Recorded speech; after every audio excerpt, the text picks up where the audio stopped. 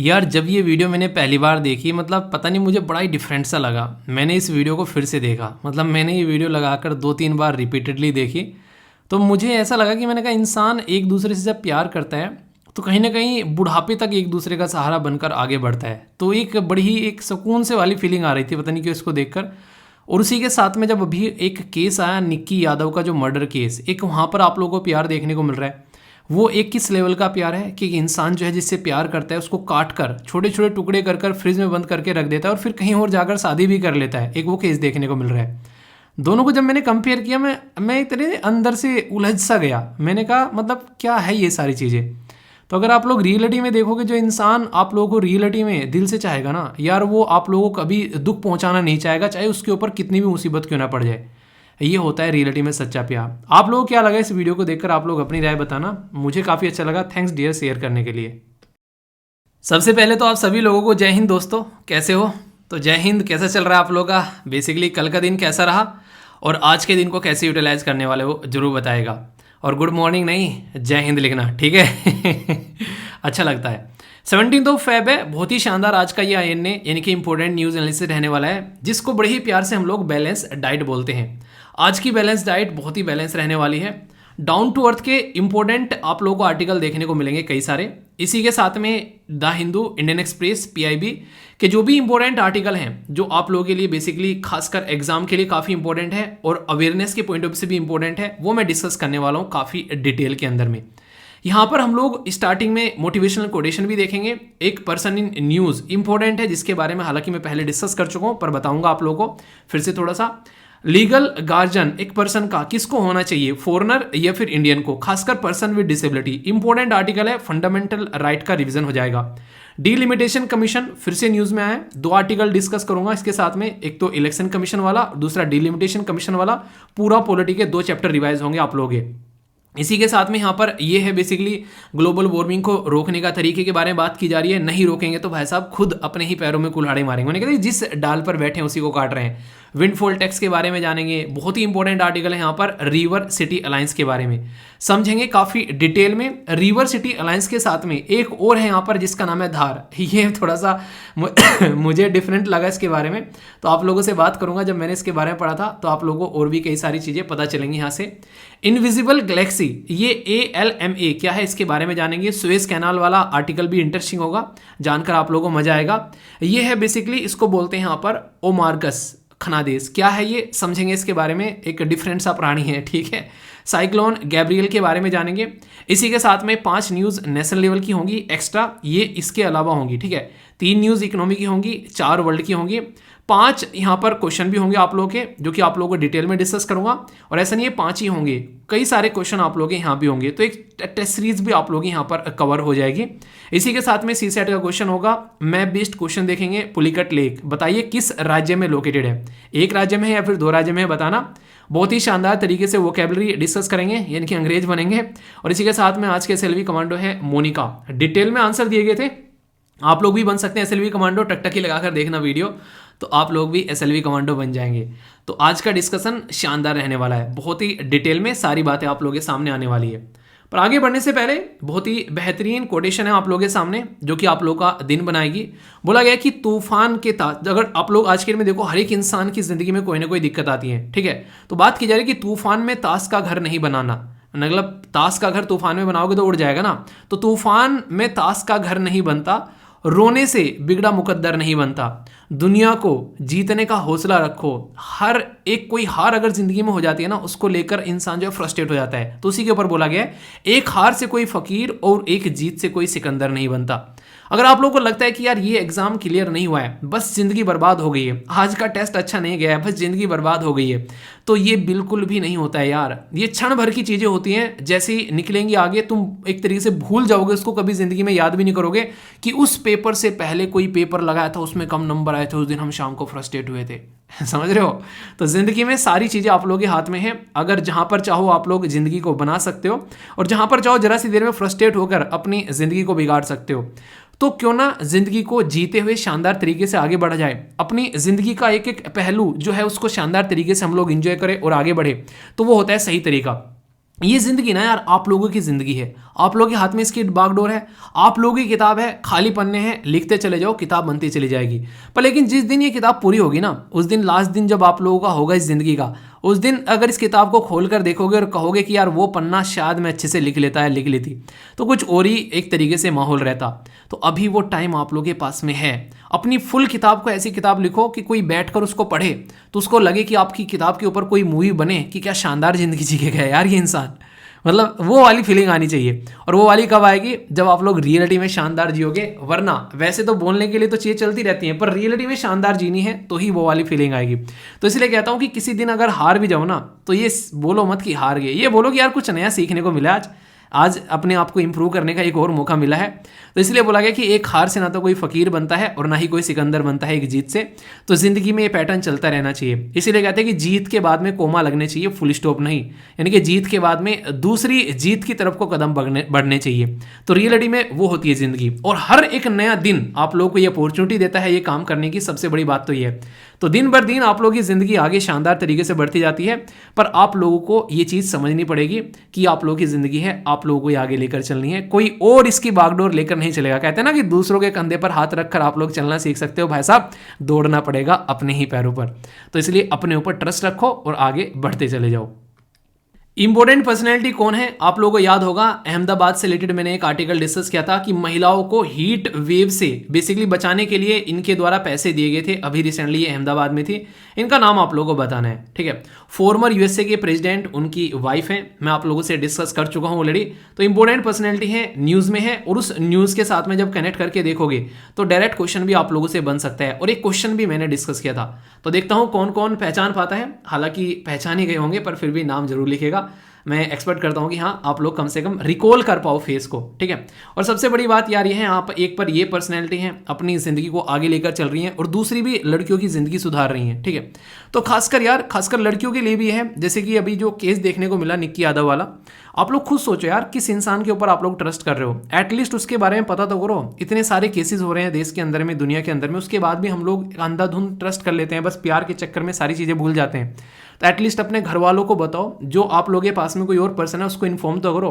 तो इस तरीके से अंधाधुंध किसी इंसान के चक्कर में पड़कर अपनी ज़िंदगी बर्बाद मत करो, क्योंकि जान है तो जहां एक बार चली गई तो फिर कुछ नहीं रहता हाथों में। तो कोशिश करो, ये थोड़ा सा तो कम से कम अवेयरनेस रहनी चाहिए यार एटलीस्ट।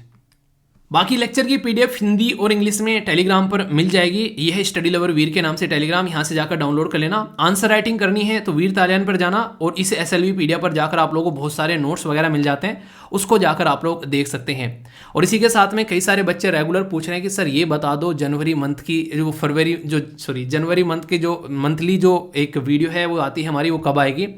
तो वो आप लोगों की आएगी जल्दी, ठीक है। जल्दी का मतलब पिछले वीक में आने वाली थी, पर इस वीक में मैं उसको लेकर आ रहा हूँ। बता दो आप लोग, उसको सैटरडे की शाम को चाहिए या फिर संडे की मॉर्निंग में चाहिए? आप लोग बता दो, जिस दिन बोलोगे उसी दिन उसको बेसिकली डाल दिया जाएगा, ठीक है।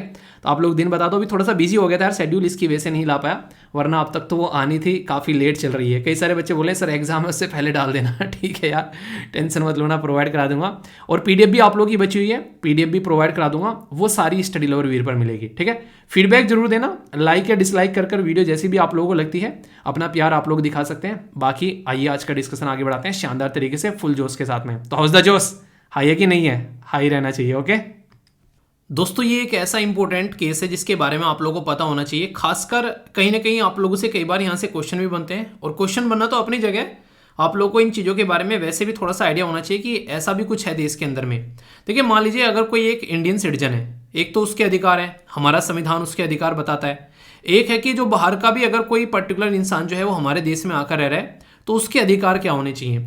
सोचो एक पर्टिकुलर पर्सन जो है वो हमारे देश में आया और हमारे देश में बेसिकली रहने वाला हमारे देश का ही है, कहीं बाहर जाकर रह रहा है, या फिर कोई हमारे देश में आता है और किसी बच्चे को जो है वो गोद लेके जाता है, और बच्चा है या फिर कोई पर्सन विद डिसेबिलिटी कोई भी ऐसा पर्सन है, तो उसका गार्जियन अगर वो बन जाता है तो कल को चलकर वो उसको अपने साथ में लेकर जाते हैं। तो यहाँ पर दिक्कत क्या होगी? दिक्कत यहाँ पर ये होगी, कल को अगर उसके साथ में कुछ भी छेड़खानी, कुछ गलत काम हो रहा है तो उसकी रेस्पॉन्सिबिलिटी कौन लेगा? ये काफ़ी बड़ी बात यहाँ पर निकल कर आती है। तो इसी के चलते एक काफ़ी इंपॉर्टेंट केस निकल कर आया दिल्ली हाई कोर्ट का। तो जीएस पेपर 2 में जो पॉलिटी वाला सेक्शन है उसके साथ में आप लोग इसको कनेक्ट करके देख सकते हैं।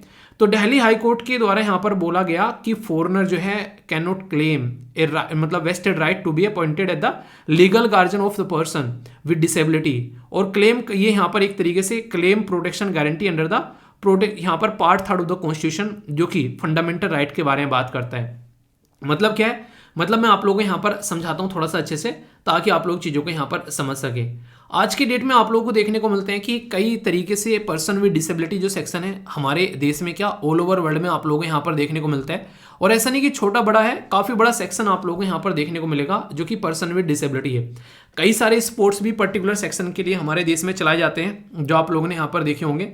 तो यहाँ पर अगर मेजर पॉइंट आता है निकल कर कि अगर गार्जियन के बारे में बात करें तो किस पर्टिकुलर पर्सन को जो है वो गार्जियन होना चाहिए, तो national trust for welfare of the person with autism. इसी के साथ में यहाँ पर अगर बात करें जैसे mental retardation and the multiple disability rule 2001 जो है वो अलाउ करता है ओनली इंडियन सिटीजन को कि वो गार्जियन होने चाहिए, वो बाहर के सिटीजन को गार्जियन बनाने के लिए अलाउ नहीं करता है। तो इस पर्टिकुलर केस को लेकर पहुंचा गया कि आखिर इंडियन सिटीजन ही क्यों, बाहर का सिटीजन क्यों नहीं, उसमें बाहर का सिटीजन भी कोई हो तो उसको भी अलाउ करना चाहिए। तो यहाँ पर बेसिकली हाई कोर्ट के द्वारा इस चीज़ को इस तरीके से लिया गया कि कल को चलकर अगर कोई भी इशू होता है तो हमारे देश के अंदर में तो हमारा कानून लगेगा, अब बाहर अगर कोई जाता है लेकर तो वहाँ पर फिर उसके कानून लगेंगे। तो यहाँ पर कहीं ना कहीं जो कोई ऐसा पर्टिकुलर इंसान है जो कि एक तरीके से डिसेबल पर्सन की कैटेगरी में आता है, तो फिर उसके साथ में ये जाति हो सकती है कि उसके साथ में अगर कोई गलत होता है तो फिर किस तरीके से उसको ट्रीटमेंट वहाँ पर मिलेगा। तो इंडियन सिटीजन ही यहाँ पर गार्जियन बनेगा, ये बातें यहाँ पर बोली गई है, और बाहर का जो इंसान है वो यहाँ पर गार्जियन नहीं बनेगा। तो इसके चलते यहाँ पर ये रिसेंटली अभी न्यूज़ में आ गया है, तो इसके बारे में आप लोग आइडिया रखिएगा। वैसे कुछ इंपॉर्टेंट अगर आप लोगों को पता हो, हमारे संविधान के अंदर में जो पार्ट 3 है उसमें फंडामेंटल राइट आप लोगों के लिए रखे हुए हैं। ये फंडामेंटल जो राइट है इसमें आर्टिकल 12 से लेके आर्टिकल 35 तक जो आप लोगों के लिए अधिकार है ये काफ़ी इंपॉर्टेंट है। यहाँ पर ये इंसान के वो अधिकार हैं जिनका अगर आप लोग कहीं भी हनन होता हुआ देखते हैं तो डायरेक्ट कोर्ट में जा सकते हैं, पर इसमें से कुछ ऐसे हैं जो कि ओनली सिटीजन के लिए हैं, और इसमें से कुछ ऐसे हैं जो कि सिटीजन और फॉरेनर सबके लिए हैं। तो यहाँ पर जैसे आप लोग बात करेंगे 15-16, पता चला हमारे देश में जॉब पाने का अधिकार है, तो हमारे देश के लोगों को तो जॉब मिल नहीं रही ढंग से, बाहर वालों को भी जॉब देने लगे तो वो अपना फंडामेंटल राइट बोलेंगे, हो चुका फिर तो यहाँ तक काम ठीक है। तो यानी कि जरूरी है कि अपने ही देश के सिटीजन के ऊपर ज़्यादा फोकस किया जाए। रिलीजन के बारे में अगर बात करते हैं तो भाई साहब ठीक है यार, तुम्हारा रिलीजन है तुम फॉलो कर लो, हमारे देश में आगे कोई दिक्कत नहीं है, हम तुम्हारे रिलीजन के ऊपर कोई क्वेश्चन मार्क लगा ही नहीं रहे, क्यों? क्योंकि हम तो सेक्युलर देश हैं। तो ये आप लोग समझ सकते हैं, तो इस तरीके से समझ सकते हैं। इवन राइट टू एजुकेशन के अधिकार भी यहाँ पर प्रोवाइड करा रखे हैं, कोई पढ़ना चाहता है तो उसको प्रोवाइड कराया जा सकता है। पर माइनॉरिटी वाले जो अधिकार हैं आर्टिकल 19 और आर्टिकल 30 में, वो हमारे सिटीजन के लिए ही आप लोगों को यहाँ पर देखने को मिलेंगे। तो कुछ ऐसे अधिकार हमारे देश में जो है वो बेसिकली डिवाइड कर रखे हैं। तो इसलिए कई बार क्वेश्चन भी बन जाता है कि कौन सा अधिकार जो है वो ओनली सिटीजन के लिए है, कौन सा अधिकार जो है वो फॉरेनर के लिए है। तो 15, 16, 19, 29 और 30 इनके बारे में एटलीस्ट आप लोगों को याद रखना है। 15 जो आर्टिकल है यहाँ पर ये बात करता है कि कोई भी डिस्क्रिमिनेशन नहीं किया जाएगा on the ground of race, religion, caste, sex और प्लेस ऑफ बर्थ, यानी कि कोई भी डिस्क्रिमिनेशन नहीं होगा। पर हाँ, अगर कोई हमारे देश का नहीं है तो उसमें डिस्क्रिमिनेशन होगा, हमारे देश का नहीं है। हमारे देश का सिटीजन होने का फायदा है ये आर्टिकल, आप लोग ऐसा बोल सकते हो। मैंने कहते हैं कि देश का सिटीजन होने का क्या फायदा है, तो ये आर्टिकल है फायदा आप लोगों के लिए अगर आप लोग देश के सिटीजन है। आर्टिकल जो 16 है यहाँ पर बेसिकली वो आप लोगों को एम्प्लॉयमेंट की अपॉर्चुनिटी देता है, तो यहीं से ही मिलती है, ये बाहर के इंसान को नहीं मिलेगी। इवन जो आर्टिकल 19 है काफ़ी इंपॉर्टेंट आर्टिकल है हमारे देश के अंदर में, कहीं पर भी रह सकते हो, कहीं पर भी घूम सकते हो, फ्रीली आप लोग अपनी लाइफ को एंजॉय कर सकते हो। ये सारी की सारी जो चीज़ें आप लोगों को मिली हुई है आर्टिकल 19 के अंदर में, ये अपने सिटीजन को मिली हुई है। कोई बाहर का इंसान आकर बोले कि भाई साहब हमको भी ये अधिकार दे दो, तो यार उसको थोड़ा ना हम लोग अधिकार दे देंगे। वो सारे अधिकार वो बोलेगा मैं कहीं भी जाकर रहूंगा, तुम जाके कहीं जाके रहो और बम ब्लास्ट कर दो, वहां पर हम कहाँ ढूंढते फिरेंगे। तो इसलिए ये कहीं पर भी जाकर कुछ भी कर लो, तो अपने देश के अंदर तो आप लोगों को अधिकार रहता है। वो नहीं कहते कि घर का ही इंसान जो है वो बर्बाद कर सकता है, बाहर के को इतने अधिकार नहीं होते हैं, उसको पता है ना कहाँ कहाँ पर बम लगाए जा सकते हैं। तो यहाँ पर freedom of speech and expression, freedom of assembly, association, movement, रहना, प्रोफेशन करना, तो आर्टिकल 19 में जितने भी ये सारी चीज़ें हैं ये यहीं पर आप लोगों को सिटीजन को ही देखने को मिलेगी। आर्टिकल 29 और आर्टिकल 30 इसको तो बताइए कि माइनॉरिटी के जो अधिकार होते हैं देश के अंदर में कितनी माइनॉरिटी है, ये मैंने आप लोगों को पढ़ाया था, बताइए जरा। और कौन सी लेटेस्ट वाली माइनॉरिटी है जिसको अभी रिसेंटली ऐड किया गया है।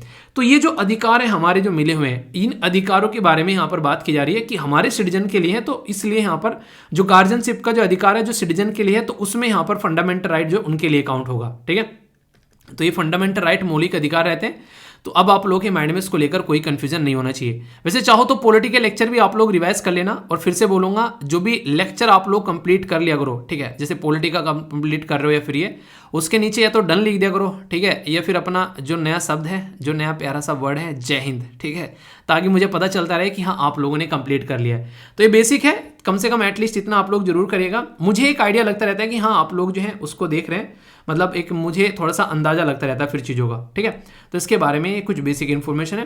क्वेश्चन है, अब क्वेश्चन अटेम्प्ट करो, देखता हूँ कौन कौन सही आंसर देता है। बड़ा ही इंटरेस्टिंग सा क्वेश्चन है। सबसे पहले तो यहाँ पर ये तो आप लोगों को पता ही होगा, अभी 2021 में क्वेश्चन पूछा गया था कि right to property in India कैसा राइट है। ये लीगल राइट है ओनली फॉर सिटीजन के लिए, ये लीगल राइट अवेलेबल है टू एनी सिटीजन। पहले तो आप लोग ये देखिए कि राइट टू प्रॉपर्टी के बारे में बात की जा रही है। ठीक है, तो फंडामेंटल राइट है अवेलेबल टू सिटीजन ओनली, या फिर यहाँ पर नाइदर फंडामेंटल राइट और नो लीगल राइट, ये कैसा राइट है। आप लोग इसको कैसे सोच सकते हो, जैसे राइट टू प्रॉपर्टी की बात की जा रही है, हमारे देश में कई सारी बाहर की कंपनी है, वो यहाँ पर आकर जमीन खरीद रही हैं, अपने चीजें बना रही हैं, तो क्या हमारे ही देश के लिए लोगों के लिए है यहाँ पर ये? इसका मतलब ऐसा तो नहीं, अगर हमारे देश के लिए लोगों के लिए होता तो बाहर के लोग जो हैं वो यहाँ पर आकर अपनी चीजें कर ही नहीं पाते किसी भी तरीके से। तो एक तरीके से कानूनन वो हमारे देश में आकर जमीन खरीद पा रहे हैं, अपनी प्रॉपर्टी बना पा रहे हैं, तो legal right available to any person. तो यहाँ पर आप लोग इसको समझ सकते हैं। पहले राइट टू प्रॉपर्टी जो था वो फंडामेंटल राइट था, पर वहां से हटा दिया तो बहुत सारे इशू दिक्कतें निकल कर आ रही थी, तो यहाँ पर पहुंचा दिया। तो ऐसे आप लोग कनेक्ट करके देख सकते हैं। ठीक है, क्वेश्चन इंटरेस्टिंग बन जाएगा। बोला जा रहा है कि यहाँ पर जो फंडामेंटल राइट है अवेलेबल टू बोथ, यहाँ पर इंडियन सिटीजन और फॉरेनर। तो सही आंसर क्या है? 14, 19, 20 या 25? सही आंसर क्या है आप लोगों के हिसाब से? अभी मैंने आप लोगों को बताया, आप लोगों को मैच करना है 1 2 3, 2 3 4, 1 3 4 या फिर ऑल ऑफ द अबोव। तो सही आंसर आप लोगों को बताना है। सही आंसर क्या है यहाँ पर? सी। क्यों? क्योंकि ये मैंने अभी आप लोगों को बताया कि ये आप लोगों को यहाँ पर देखने को मिलेगा सी। एक सेकेंड, बहुत अच्छा, दोनों के लिए है यहाँ पर। ठीक है, तो दोनों के लिए अगर यहाँ पर बोला जाए तो यहाँ पर 19 वाला नहीं है। ठीक है, तो अभी मैंने आप लोगों को यहाँ पर बताया, तो क्या हो गया यहाँ पर 19 वाला नहीं है, बाकी 14 भी है, 20 भी है और यहाँ पर 25 भी है। ठीक है, तो आंसर क्या हो गया? आंसर आप लोगों के सी हो गया। तो कंफ्यूजन कोई नहीं होना चाहिए। एक और इंटरेस्टिंग क्वेश्चन है, देखता हूं कौन आंसर देता है। फंडामेंटल राइट जो है, अगर देखो हमारे संविधान के पार्ट में आप लोगों को देखने को मिलते हैं, तो एक तरीके से जो अदर देन जो fundamental right which of the following part of the constitution of India reflect करता है principle and provision of the universal declaration of human right, यानी कि ह्यूमन राइट यानी कि इंसानों के अधिकारों के बारे में कौन कौन यहां पर बातें करता है। तो प्रियम्बल बातें करता है क्या?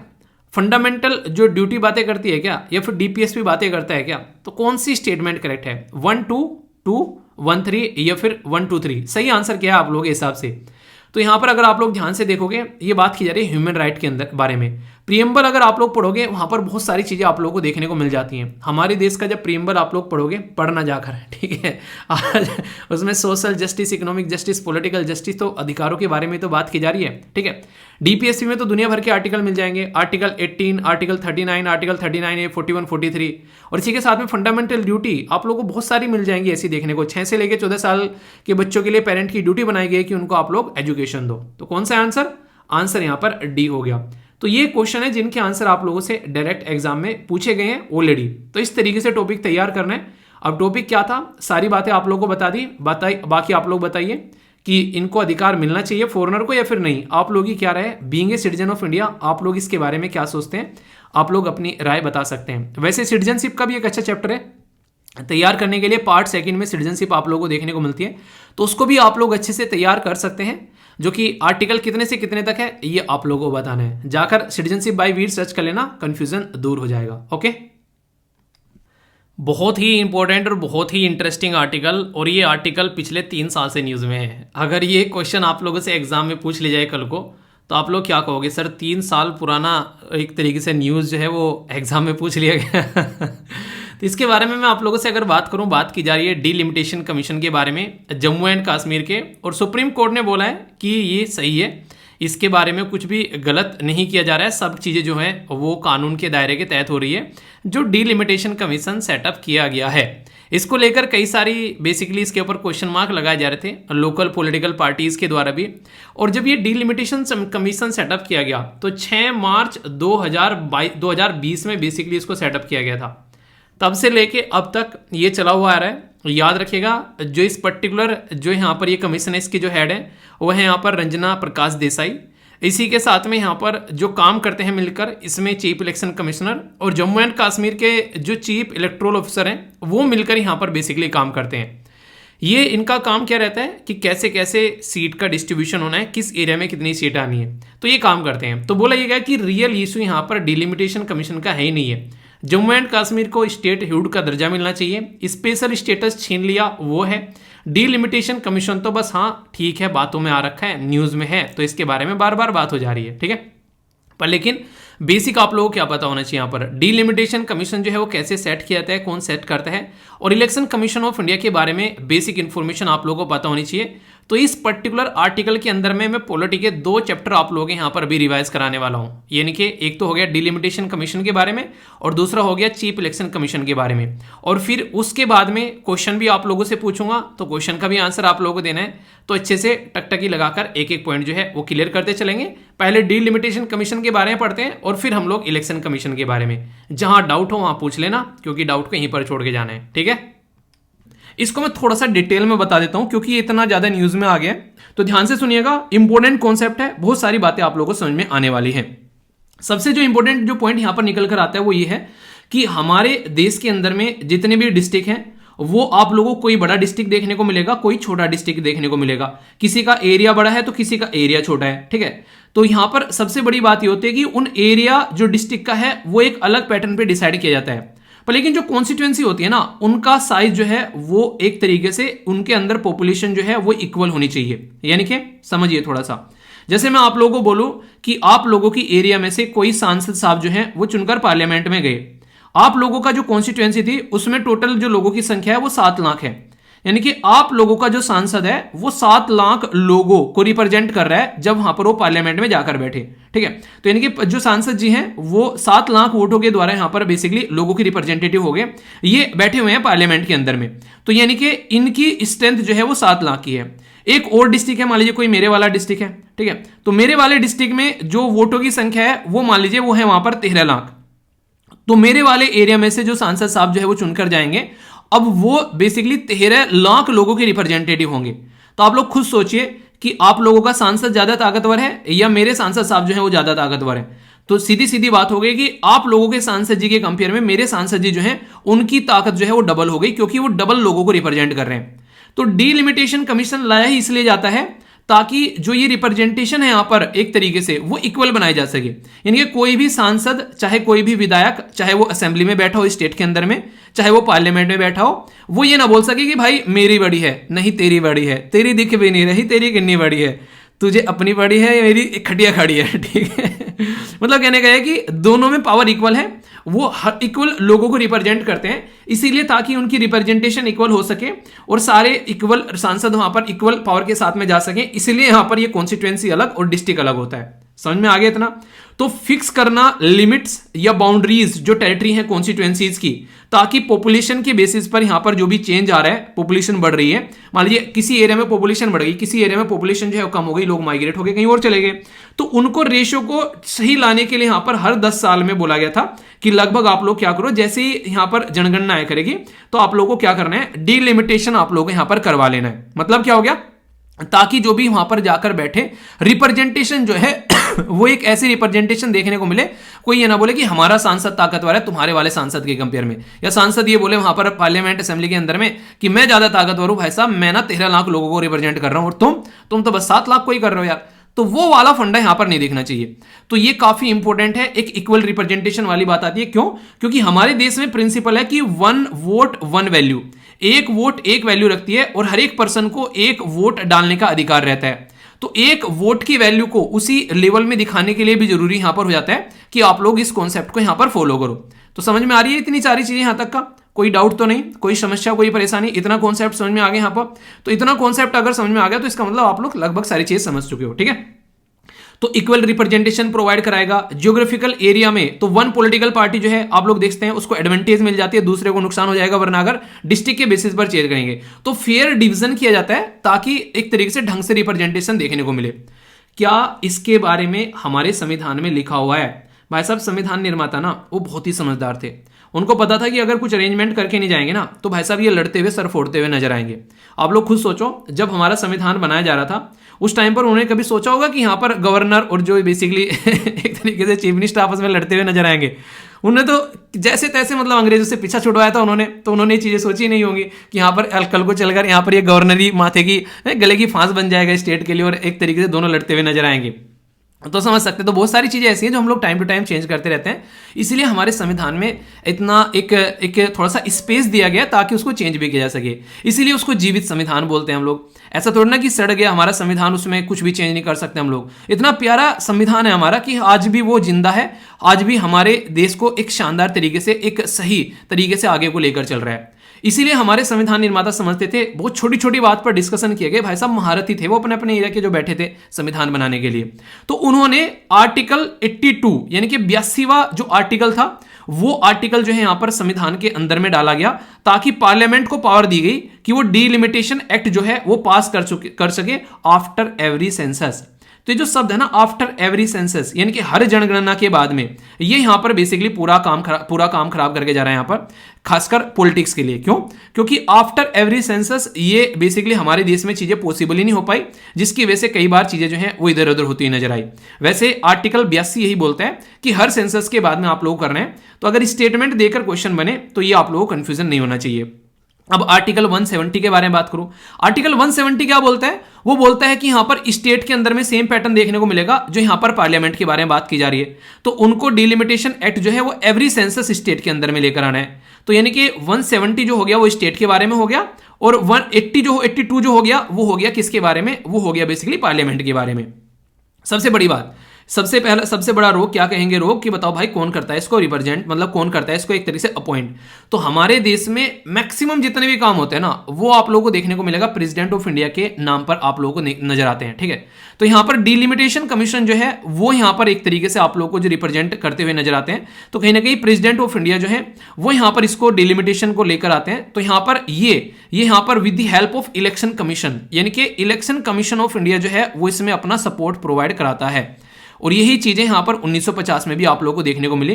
तो डिलिमिटेशन कमीशन के लिए एक प्रॉपर पार्लियामेंट एक्ट पास करती है, क्योंकि मैंने बताया कि यहां पर पार्लियामेंट जो है वो एक्ट बनाएगी, तो पार्लियामेंट ने एक्ट बना दिया और इसके बाद में यहां पर 1952 का एक्ट बन गया। तो डिलिमिटेशन कमीशन जो है वो यहां पर फिर आगे आना स्टार्ट हो गया। तो 1952 में एक्ट बना, 1963 में बना, 1973 में बना और 2002 में बना। ठीक है, इस एक्ट के बेस पर यहां पर जो चीजें आगे चली यहां पर 1952, 1962, 1972 और यहां पर 2002, तो ये एक्ट बने इस टाइम पर, और उसके बेस पर फिर यहां पर कमीशन जो है वो सेटअप किया गया। याद रखना, पहले एक्ट बनेगा उसके बाद में कमीशन सेटअप होंगे। तो 52 का 52 में बन गया, 62 का 63 में बन गया, 72 का 73 में बन गया और 2000 का 2000 में बना। हालांकि जो 2000 वाला जो बना, ये वाला जो आप लोगों को यहां पर बेसिकली देखने को मिला, ये प्रोसीजर कंप्लीट करने में इसको बेसिकली 6 साल लग गए, यानी कि 2008 में यहां पर ये पूरा प्रोसीजर कंप्लीट हुआ था। ठीक है, तो इसलिए यहां पर इसके बारे में ये एक छोटी सी चीज आप लोग यहां पर याद रख सकते हैं। ऐसा नहीं कि आज काम करा तो आज ही हो गया। ठीक है, आप लोगों ने कि आज ही प्रिपरेशन स्टार्ट करी, लगता है कि बस आज ही फोड़ दे सब कुछ। ये एक मैराथन होती है, तो आप लोगों को आराम आराम से चलना है, कमी नहीं होनी चाहिए, आप लोगों को इस तरीके से चीजों को लेकर चलना है। तो डिलिमिटेशन कमीशन जो है ये प्रेसिडेंट के द्वारा अपॉइंट किए जाते हैं, और यहां पर इलेक्शन कमीशन ऑफ इंडिया के साथ में कोलैबोरेट करके। तो इसमें कोई ना कोई तो होते होंगे ना कंपोजिशन में। जी हां, इसके अंदर एक कंपोजिशन होती है, और वो कंपोजिशन बहुत ही इंपॉर्टेंट लोगों की होती है, जिसके बारे में आप लोगों को पता होना चाहिए। जैसे कि retired chief justice, retired supreme court के जज होंगे, चीफ इलेक्शन कमिश्नर होंगे, और जिस स्टेट के अंदर में चीजें चल रही हैं उसके आप लोगों को रेस्पेक्टिव इलेक्शन कमिश्नर भी यहां पर देखने को मिलेंगे। तो ये 3 मेंबर की बॉडी है, वो यहां पर आप लोगों को बेसिकली ये सारे कार्यक्रम जो है वो कंप्लीट करती हुई नजर आती है कि आप लोगों को बाउंड्री डिसाइड करनी है। कार्यक्रम क्या है, फंक्शन क्या है? फंक्शन मैंने बता दिया, ये बाउंड्री डिसाइड करते हैं पॉपुलेशन के बेस पर, ताकि इक्वल रिप्रेजेंटेशन मिल सके हर एक कॉन्स्टिट्यूएंसी के लिए। तो ये काफी इंपॉर्टेंट मुद्दा आप लोगों को यहां पर नजर आता है, यानी कि जिस भी कॉन्स्टिट्यूएंसी के बारे में बात की जा रही है उस कॉन्स्टिट्यूएंसी की रिप्रेजेंटेशन जो है वो इक्वल आप लोगों को देखने को मिल सके, उसमें कोई ऊपर नीचे न रहे, यानी कि कुछ बड़ा कुछ छोटा न देखने को मिले। तो ये काफी इंपॉर्टेंट यहां पर चीजें हो जाती हैं। आगे बात करूं, अगर आइडेंटिफाई की जा रही है यहां पर सीट जो कि यहां पर शेड्यूल कास्ट शेड्यूल ट्राइब, तो इसके लिए आइडेंटिफाई की जाती है उनकी पॉपुलेशन के बेस पर, जैसा आप लोगों को यहां पर बताया था मैंने। तो यहां पर ताकि उनकी भी रिप्रेजेंटेशन यहां पर रह सके। कई सारी यहां पर डिफरेंट ओपिनियन रहते हैं कमीशन को लेकर, ठीक है। तो in case of different opinion अगर बन जाता है अमंग द मेंबर्स, तो ओपिनियन जो मेजोरिटी का प्रिवेल होगा। मतलब क्या होगा यहां पर, मान लीजिए 3 लोग हैं, यहां पर 3 लोग में से यहां पर एक बोल रहा है ऐसा करते हैं, दूसरा बोल रहा है ऐसा करते हैं, तीसरा बोल रहा है, मतलब एक तरीके से दो कोई से ना कोई से एक साथ में बोल रहे हैं, ठीक है। तो जो भी मेजोरिटी बोलेगी, तो यहां पर एक तरीके से आप लोग बोल सकते हैं डेमोक्रेटिक वे में काम करेगी ये जो कंपोजिशन है। अगर इनके विचार नहीं मिलते हैं तो फिर इनके विचार जो है मिलाए जाएंगे कि मेजोरिटी वाली बात देंगे। नेटो वाला कॉन्सेप्ट उसका नेटो बोल रहा हूं, यूएन वाला कॉन्सेप्ट नहीं है यहां पर, ठीक है, कि आप लोगों को यहां पर बेसिकली एक तरीके से ना पावर दे रखी है, ठीक है। वीटो, नेटो की मतलब बोलना था वीटो, नेटो निकल गया, ठीक है। तो वीटो पावर नहीं मिली हुई है यहां पर कि भाई साहब कोई एक बोल देगा तो वो काम नहीं होगा, बिल्कुल वहीं पर जाम हो जाएगा, तो वाली चीजें नहीं यहां पर। तो यहां पर मेजोरिटी वाली बात है। यूएन में मुझे सबसे जो एक गंदी चीज लगती है ना, अगर मुझे कोई बोले कि यूएन में से क्या चीज चेंज करनी है, तो मैं ये वीटो निकाल के फेंकूंगा वहां से। यहां पर मेजोरिटी वाला कॉन्सेप्ट होना चाहिए और यूएन को पावर होनी चाहिए कि भाई साहब जो भी बदतमीजी काट रहा है उसको पकड़े और उसको कसे बेसिकली थोड़ा सा, ठीक है। तो डिलिमिटेशन कमीशन ऑफ इंडिया के अंदर में अगर बात करें तो हाई एक पावर बॉडी आप लोग बोल सकते हैं जो कि एक फोर्स को यहां पर इंप्लीमेंट करती है। और यहां पर एक इंपॉर्टेंट मुद्दा जो याद रखिएगा, can not be called in question before any court, यानी कि कोर्ट के अंदर में इसको लेकर नहीं जाया जाएगा। आप लोग बोलोगे क्यों, इतनी पावर क्यों दे दी इसको, आप लोग खुद सोचो। चलिए एक सेकंड देता हूं, आप लोग सोचिए इसके लिए आखिर ऐसा क्यों है, मतलब कोर्ट के अंदर क्यों नहीं ले जा रहे इसको, भाई साहब इतना पावरफुल हो गया कि कोर्ट के अंदर नहीं लेके जाएंगे, ऐसी क्या दिक्कत है कोर्ट के अंदर नहीं जा रहा है। खुद सोचो आप लोग, कंपोजिशन में कौन है, अब एक कोर्ट ही तो बैठा हुआ है यहाँ पे सुप्रीम कोर्ट के जज है, अब कोर्ट में क्या ले जाओगे, ठीक है। तो कहने का मतलब यहां पर यह कि इसको बनाया इसी तरीके से गया है ताकि कोर्ट कचहरी के चक्कर भी ना पड़े, ठीक है। समझ में आ गया। अब कोई भी पॉइंट आप लोगों के माइंड में अगर यहां पर क्लियर न हुआ हो तो मुझे बताओ, फिर उसको क्लियर करूंगा। बेसिक चीजें अगर माइंड में एक बार क्लियर हो गई ना भाई साहब, यूपीएससी आप लोगों से यही मांगती है। वो चाहती नहीं आप लोगों से कि आप बहुत हाई फाई बनो, वो चाहती है बेसिक चीजें समझो, ग्राउंड लेवल की चीजें समझो आप लोग, और वो अंडरस्टैंड करना आप लोगों को सिखाती है इन सब चीजों के थ्रू, ठीक है। अभी तो ये आप लोग किताबों में पढ़ रहे हो, सोचो कल को चलकर आप लोग कोई जज बन रहे हो, ठीक है, कोई एक आईएएस बना, फिर आगे चलकर उसको इलेक्शन कमीशन ऑफ इंडिया में उसको पोस्ट मिल गई, ठीक है, इस तरीके से। तो ये सारा प्रोसीजर जो है ये प्रैक्टिकली आप लोग इंप्लीमेंट करोगे ग्राउंड पे जब आप लोग जाओगे वहां पर, तो इसलिए ये काफी ज्यादा इंपॉर्टेंट यहां पर हो जाता है। तो यहां तक समझ में आई चीजें, तो कोई भी पॉइंट माइंड में एक तरीके डाउट नहीं होना चाहिए। तो पूरा टॉपिक है ये पूरा डिफरेंट एक तरीके का, ठीक है। तो इस तरीके से चीजों को तैयार करना है, okay. Election commission of India के बारे में बेसिक इंफॉर्मेशन है, हालांकि ये पढ़ रखा है आप लोगों ने। तो पार्ट 15 में आता है, आर्टिकल 324 से लेकर 329 तक देखने को मिलते हैं। पावर फंक्शन जो भी इसका टेन्योर होता है वो 2 इलेक्शन कमिश्नर होते हैं, एक चीफ इलेक्शन कमिश्नर होता है, यानी कि 3 मेंबर की बॉडी प्रेसिडेंट ऑफ इंडिया के द्वारा अपॉइंट की जाती है।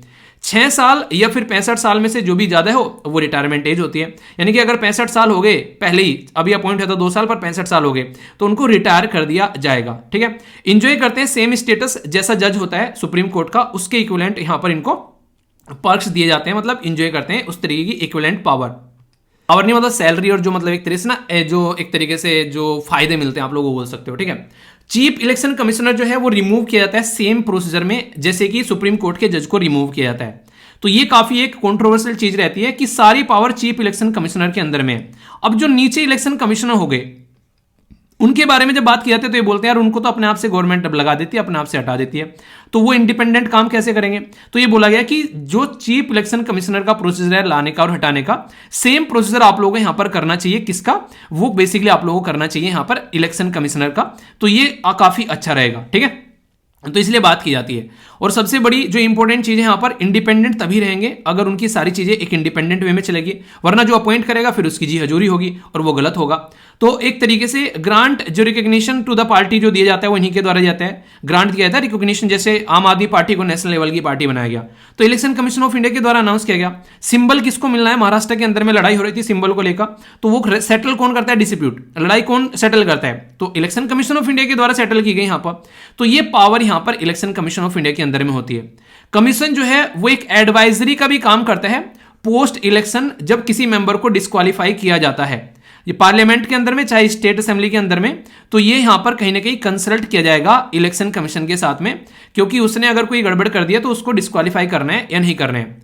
मॉडल कोड ऑफ कंडक्ट जो कि बहुत इंपॉर्टेंट पार्ट होता है पूरे इलेक्शन का, ताकि सब जो है वो एक दायरे के अंदर रहकर काम कर सके, अपने आपा न खो यहां पर। तो उसके लिए यहां पर मॉडल कोड ऑफ कंडक्ट यानी कि आदर्श आचार संहिता हमारे देश के अंदर में ये जो इंप्लीमेंट की जाती है इलेक्शन कमीशन ऑफ इंडिया के द्वारा ही यहां पर इंप्लीमेंट की जाती है, ताकि पॉलिटिकल पार्टी और जो कैंडिडेट है वो लोगों की भावनाओं को भी ठेस न पहुंचाए और अपना काम ढंग से करते रहे। ठीक है, क्या एक्सपेंडिचर कर रहे हैं उसके लिए लिमिट सेट की जाती है। पता चला घर लुटा दिया इलेक्शन के पीछे, ठीक है, फिर कटोरा लेके घूम रहे हैं, ठीक है, तो वो भी नहीं होना चाहिए, तो इनको लिमिट दी जाती है। वरना आप लोगों को पता है कई बार लोग इलेक्शन के पीछे इतने पागल हो जाते हैं ना, वैसा उनको रोकना मुश्किल हो जाए। ये संविधान के अंदर में जो आर्टिकल है वो डायरेक्ट मैंने बता दिए। आर्टिकल 324 बहुत ही इंपॉर्टेंट है, क्योंकि इसके अंदर में बहुत सारी चीजें आप लोगों को देखने को मिलती हैं। तो ये तो आप लोग कम से कम याद रखिएगा, और कुछ रखो या ना रखो। एक और याद रख लेना, वैसे ये भी क्वेश्चन पूछा सकता है कि कोई भी कोर्ट जो है वो यहां पर जब इलेक्शन चल रहे होंगे उस टाइम पर इंटरफेयर नहीं करेगा। क्यों? क्योंकि अगर पता चला इलेक्शन डिसाइड कर दिए कि इलेक्शन होना है भाई साहब 5 तारीख से लेकर 8 तारीख तक, उस इलेक्शन के बीच में यहां पर क्या हो गया, कोर्ट आ गया, कोर्ट ने लगा दी रोक। जैसे एग्जाम पे नहीं होता है और वो एग्जाम हो रहे हैं 6 महीने बाद में, तो ऐसे तो चल चुला ली यार हमारे देश में गवर्नमेंट। तो जब तक इलेक्शन का प्रोसीजर कंप्लीट नहीं हो जाता है तब तक यहां पर कोर्ट जो है वो इंटरफेयर नहीं करता है। उसके बाद में अगर कोई मैटर जाता है तो फिर वो बात की बाद में देखी जाएगी। तो ये काफी इंपॉर्टेंट पॉइंट है जो कि आप लोगों को याद होना चाहिए। ठीक है, बड़ा ही बेहतरीन सा क्वेश्चन पूछा गया यूपीएससी के द्वारा पूरा दिमाग लगा के। तो ऐसे क्वेश्चन आप लोगों से बनते हैं, तो टॉपिक पढ़ने के बाद में क्वेश्चन लगा जाए तो वैसा पता चलता है कि आप लोगों ने कितना शानदार तरीके से चीजें सुनी है। देखिए यूपीएससी के करामात, चलिए देखता हूं कौन कौन से आंसर देता है। अच्छे से पढ़ो और क्वेश्चन का आंसर दो। बोला गया कि जो ऑर्डर पास किया जाता है डिलिमिटेशन कमीशन के द्वारा वो किसी भी कोर्ट में चैलेंज नहीं किया जाता है। पहली स्टेटमेंट समझ में आ गया, यस या फिर नो। दूसरा ये बोला गया कि जो भी ऑर्डर पास किया जाता है यहां पर, ये जब उसको रखा जाता है लोकसभा या फिर स्टेट लेजिस्लेटिव स्टेट असेंबली के अंदर में, तो उसको इफेक्ट नहीं कर सकते उसके अंदर मॉडिफिकेशन को। ठीक है, तो यानी कि जो भी देखिए यहां पर याद रखिएगा, जब यहां पर जो आदेश जो दिया जाता है तो उसमें संशोधन नहीं किया जा सकता, क्योंकि ऑलरेडी वहां पर वो एक्ट पास कर चुके हैं और उसके बेस पर यहां पर इसको बनाया गया है। तो दोनों की दोनों स्टेटमेंट में पूछा गया करेक्ट है या इनकरेक्ट, तो 1 ओनली, 2 ओनली, बोथ या फिर नाइदर, तो आंसर यहां पर सी हो गया। तो बहुत ही एक इंपॉर्टेंट क्वेश्चन था, टॉपिक पूरा ढंग से समझोगे तो आंसर आप लोग यहां पर कर पाओगे। जो आर्टिकल मैंने आप लोगों को पढ़ाए थे उनका बेसिक रीजन ये था कि कई बार आप लोग के स्टेट पीसीएस के अंदर या फिर यूपीएससी के अंदर भी कई सारे से क्वेश्चन बन जाते हैं कि कौन से आर्टिकल में क्या है, खासकर जो आर्टिकल काफी ज्यादा न्यूज में होता है। तो आर्टिकल 326 हो गया, ये इसके बारे में बात की जा रही है। 327, 329, तो कौन सा पेयर करेक्टली मैच है, तो यहां पर 1, 2, 3 या फिर ऑल। तो सबसे पहले मैंने अभी 329 आप लोगों को बोला था, उसमें क्या बोला गया कि बार करना है कोर्ट को, तो ये तो यहीं से समझ में आ गया आप लोगों को। ठीक है, तो 329 के सामने जो लिखा है ये तो गलत हो गया अपने आप ही, क्योंकि यहां पे तो ये होगा और ये एक तरीके से गलत हो गया, तो ओनली 1 आंसर सही हो गया। तो ये आप लोग मैच कर एक बार देख लेना, कोई भी कंफ्यूजन इसको लेकर आप लोगों के माइंड में नहीं होना चाहिए। ठीक है, डाउन टू अर्थ जो है वो काफी इंपॉर्टेंट सोर्स माना जाता है यार। जब भी कोई ऐसा आर्टिकल आता है ग्लोबल वार्मिंग के बारे में, ज्योग्राफी के बारे में, किसी भी तरीके से अगर इन्वायरमेंट की स्टडी के बारे में, तो बहुत ही शानदार तरीके के आर्टिकल लिखे जाते हैं यहाँ पर। इनके द्वारा बोला जा रहा है कि अगर अभी भी हम लोग चीज़ों को कंट्रोल नहीं कर पाए, जैसे कि अगर हम लोग टेम्परेचर जो है 1.8 डिग्री अगर इसके ऊपर हम लोग चले गए, इससे नीचे अगर हम लोग उसको लिमिट नहीं कर पाए, तो जो लॉस होगा आइस सीट, यानी कि जो भी ग्लेशियर वगैरह जो भी पिघलते हुए जा रहे हैं, जो भी आज के डेट में पानी बनता जा रहा है, वो इरिवर्सेबल होगा। इरिवर्सेबल का मतलब क्या है? ये बिल्कुल ऐसे ही है जैसे अगर एक इंसान ने अपना वेट जो है वो बेसिकली बढ़ाना स्टार्ट कर दिया और वेट जो है वो बढ़ता जा रहा है, वो कंट्रोल नहीं कर रहा है। एक टाइम पर जाकर उसका वेट ऐसा हो गया कि उसके पैरों ने काम करना बंद कर दिया उसके वेट की वजह से। इतना हैवी वेट उस इंसान का हो चुका है, वो बेसिकली बैठ गया चेयर के ऊपर, अब वो उठ भी नहीं पा रहा है, चल भी नहीं पा रहा है। तो उसके लिए ये वेट घटाना अब इरिवर्सेबल हो जाएगा। क्यों? क्योंकि वो चल ही नहीं पा रहा है। जब चल नहीं पाएगा तो इंसान एक्सरसाइज कैसे करेगा? अब ये ऐसा हो चुका है कि ये वेट ही इस इंसान को जो है वो लेकर डूबने वाला है। तो यानी कि किसी ऐसी सिचुएशन में यहां पर पहुंच जाना कि उसको रिकवर ना करे। आप लोगों ने कई बार सुना होगा कि आंखों से कई बार चश्मे भी हट जाते हैं अगर प्रॉपर एक्सरसाइज आप लोग करो, अगर टाइम पर सो और उठो डेली। जैसे आप लोग बैठ रहे हो लैपटॉप के सामने या कोई भी मोबाइल वगैरह यूज कर रहे हो, एक घंटे में अगर पानी के छपके आप लोग आंखों पे मारते रहो, पानी अगर ठंडा पानी आंखों को धुलते रहो, तो रिलैक्स आप लोगों को काफी ज्यादा उससे देखने को मिलेगा। इसी के साथ में कई सारी और चीजें होती हैं जिनको आप लोग इजिली रिवर्स कर सकते हैं। ठीक है, तो यहां पर कहीं ना कहीं उसी के बारे में यहां पर बात की जा रही है कि अगर हम लोगों ने यहां पर नहीं रुके तो फिर इसको रिवर्स करना भूल जाओ, इतना ज्यादा चीजें जो हैं वो खराब होती यहां पर नजर आएगी। तो इसके बारे में यहां पर बात की जा रही है। अगर 2 डिग्री पर पहुंच गया तो फिर तो यार कहानी खराब हो जाएगी।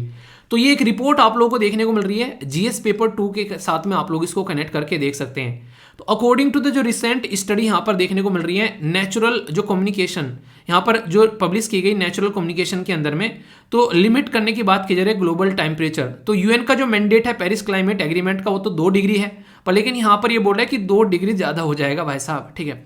आप लोग को 1.8 तक ही कंट्रोल कर लेना चाहिए अगर चीज़ों को आप लोग रिवर्स करना चाहते हैं, क्योंकि अगर यहाँ पर 1.8 पर हम लोग इसको नहीं कर पाए तो फिर इरिवर्सेबल हो जाएगा। और जितने भी यहाँ पर ये आप लोगों को देखने को मिल रहे हैं, ग्रीनलैंड हो गया, आइसलैंड हो गया, इसके बारे में मैंने आप लोगों से डिस्कस किया था कि ऑलरेडी यहाँ से बर्फ जो है वो पिघलना स्टार्ट हो चुका है काफ़ी लार्ज स्केल पर।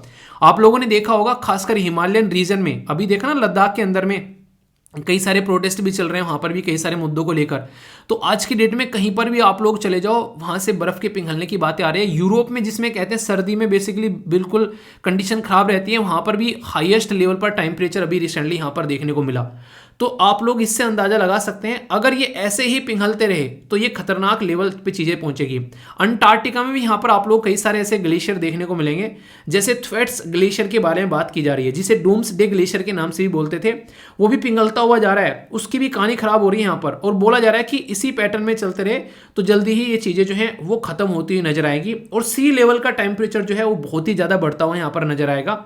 इसी पैटर्न में चलते रहे तो बोला ये जा रहा है कि सी लेवल का टेम्परेचर जो लेवल है बेसिकली वो 1.4 मीटर तक बढ़ जाएगा अगर यहाँ पर बेसिकली 2150 में हम लोग जब जाकर बैठेंगे। तो इसको किसी भी तरीके से रिवर्स करना जो है वो मुश्किल हो जाएगा। और सी लेवल बढ़ने का मतलब आप लोग समझ रहे हो, ये एक ऐसी साइकिल है यार, अगर आज की डेट में बिल्कुल ऐसी है। जैसे अगर मैं आप लोगों को थोड़ा सा बताना चाहूँ, थोड़ा सा उदाहरण, हालांकि अटपटा लगेगा आप लोगों को। जैसे अगर कोई इंसान जो है आज की डेट में उसको हिस्ट्री पढ़ने में मज़ा नहीं आ रहा है, ठीक है, अगर हिस्ट्री पढ़ने में उसको मज़ा नहीं आ रहा है, उसको पॉलिटी पढ़ने में भी मज़ा नहीं आएगा। क्यों? क्योंकि पॉलिटी का जो खासकर स्टार्टिंग वाला सेक्शन है कि कैसे कैसे संविधान बना है वो पूरा हिस्ट्री से निकल कर आता है, तो उसको वो चीज़ें पढ़ने में मज़ा नहीं आएगा। तो इस तरीके से जो इंसान है, अगर कोई भी उसका आर्टिकल जो है हिस्ट्री और पॉलिटी से रिलेटेड अगर कोई आएगा, वो उनको स्किप करना स्टार्ट कर देगा। तो इस तरीके से समझो कि ये सब्जेक्ट जो है वो उसके खराब होने स्टार्ट हो जाएंगे। वो सबको भी कहेगा कि ये सब्जेक्ट जो है वो बहुत ही टफ है, तो ये कंडीशन बनने लगती है, तो ये साइकिल चलने लगती है। फिर उसका पढ़ाई से ही मन हटने लगेगा जहाँ जहाँ पर भी ये चीज़ें दिखने लगेंगी। तो इंसान जो है जब एक चीज़ पर मेहनत करने से रुक जाता है तो उसका इम्पैक्ट दूसरी जगह भी देखने को मिलता है, ठीक है। तो ऐसे आप लोग समझ सकते हैं। तो यानी कि थोड़ा सा उदाहरण आप लोगों को देता हूं, जैसे कि आज की डेट में आप लोगों ने गाड़ी चलाई, गाड़ी में से जो है बेसिकली क्या निकला, गाड़ी में से धुआं निकला, गाड़ी में से आप लोगों ने कार्बन डाइऑक्साइड निकाला, अब वो इन्वायरमेंट में गया, उसकी वजह से टेम्परेचर बढ़ गया। टेम्परेचर बढ़ गया, टेम्परेचर बढ़ने की वजह से जो है यहाँ पर आप लोगों को देखने को मिलेगा गर्मी बढ़ती हुई नजर आएगी। जैसे जैसे गर्मी बढ़ती हुई नजर आएगी, कई बार क्या आप लोगों को चीज़ देखने को मिलती है, अगर आप लोग शहर में हैं और अगर आप लोग गाँव में हैं तो दोनों में टेम्परेचर का डिफरेंस आप लोग खुद अपनी बॉडी से फील कर सकते हैं। कितना ज़्यादा तकड़ा डिफरेंस आप लोगों को नजर आएगा। जहाँ पर पेड़ होते हैं वहाँ पर इंसान को जाकर तसल्ली मिलती है, और अभी तो आगे आगे आप लोगों को चीज़ें देखने को मिलेगी। तो यहाँ से समझ सकते हैं कार्बन डाइऑक्साइड निकल रही है, CH4 मेथेन निकल रही है। कार्बन डाइऑक्साइड जो निकलती है वो सही है, एक बार को समझ में आ रही है, पर लेकिन जो मेथेन निकलती है वो इतनी खतरनाक है कि कार्बन डाइऑक्साइड की 80 गुना पावर इसके अंदर है। जितनी मेथेन निकल रही है, अगर उतनी जितनी कार्बन डाइऑक्साइड निकल रही है उतनी मेथेन निकल जाए तो जमीन पर आग लग जाए। आप लोग ऐसे समझ सकते हैं। तो अभी कंडीशन इतनी खतरनाक है कि जो ग्रीन हाउस गैस है, जैसे यहाँ पर कार्बन डाइऑक्साइड हो गई, मेथेन हो गई, या फिर नाइट्रस ऑक्साइड हो गई, ये सारी की सारी जो है रिकॉर्ड हाई लेवल पर देखने को मिली 2021 के अंदर में। मेथेन का एमिशन जो है वो काफ़ी ज़्यादा देखने को मिला यहाँ पर रिसेंटली अभी एज कम्पेयर टू अर्लियर। तो इसकी वजह से टेम्परेचर जो है वो अच्छे लेवल पर बढ़ रहा है, और सी का लेवल भी यहाँ पर जो पहले जिस लेवल पर बढ़ा करता था अब उससे ज़्यादा लेवल पर बढ़ना स्टार्ट यहाँ पर हो गया है। हीट वेव के बारे में बात करें तो कई जगह हीट वेव आप लोग काफ़ी लार्ज स्केल पर देखने को मिलती हैं। तो ये भी एक काफ़ी बड़ी प्रॉब्लम यहाँ पर निकल कर आ रही है, जिसके ऊपर काम करना जरूरी है। पाकिस्तान और इंडिया में 2022 में बहुत लार्ज स्केल पर हीट वेव अभी देखने को मिली। तो आगे ये हीट वेव का जो रवैया है वो ऐसे ही आप लोगों को देखने को मिलेगा अगर इन पे कंट्रोल जो है वो नहीं किया गया। तो क्लाइमेट चेंज के बारे में जब मैं बात करता हूं ना, तो ग्रीन हाउस गैस का मिशन आप लोगों को निकलता हुआ नजर आ रहा है। इसीलिए हम लोग क्या कर रहे हैं, हम लोग ऑल्टरनेटिव चीजें ढूंढ रहे हैं। आज की डेट में आप लोगों ने कई बार देखा होगा, हम लोग किसके बारे में बात कर रहे हैं, बैटरी के जो व्हीकल के बारे में बात कर रहे हैं, हाइड्रोजन फ्यूल के बारे में हम लोग बातें कर रहे हैं, सोलर और विंड एनर्जी के बारे में हम लोग बातें कर रहे हैं। तो ये इसीलिए कर रहे हैं क्योंकि अगर इनके ऊपर शिफ्ट नहीं होंगे तो दिक्कतें होने वाली है। टेम्परेचर इंक्रीज होता है तो वो एक तरीके से एक साइक्लिक इंपैक्ट देखने को मिलेगा। हीट हो रही है, ओशन गर्म हो रहा है, उसकी वजह से जो पानी के नीचे जो बेसिकली जीव जंतु रह रहे हैं वो दिक्कतें पड़ जा रहे हैं। लाइफ बिलो वाटर ये सस्टेनेबल डेवलपमेंट गोल है। आप लोग देख सकते हो कौन से नंबर का गोल है, बताओ आप लोग जरा।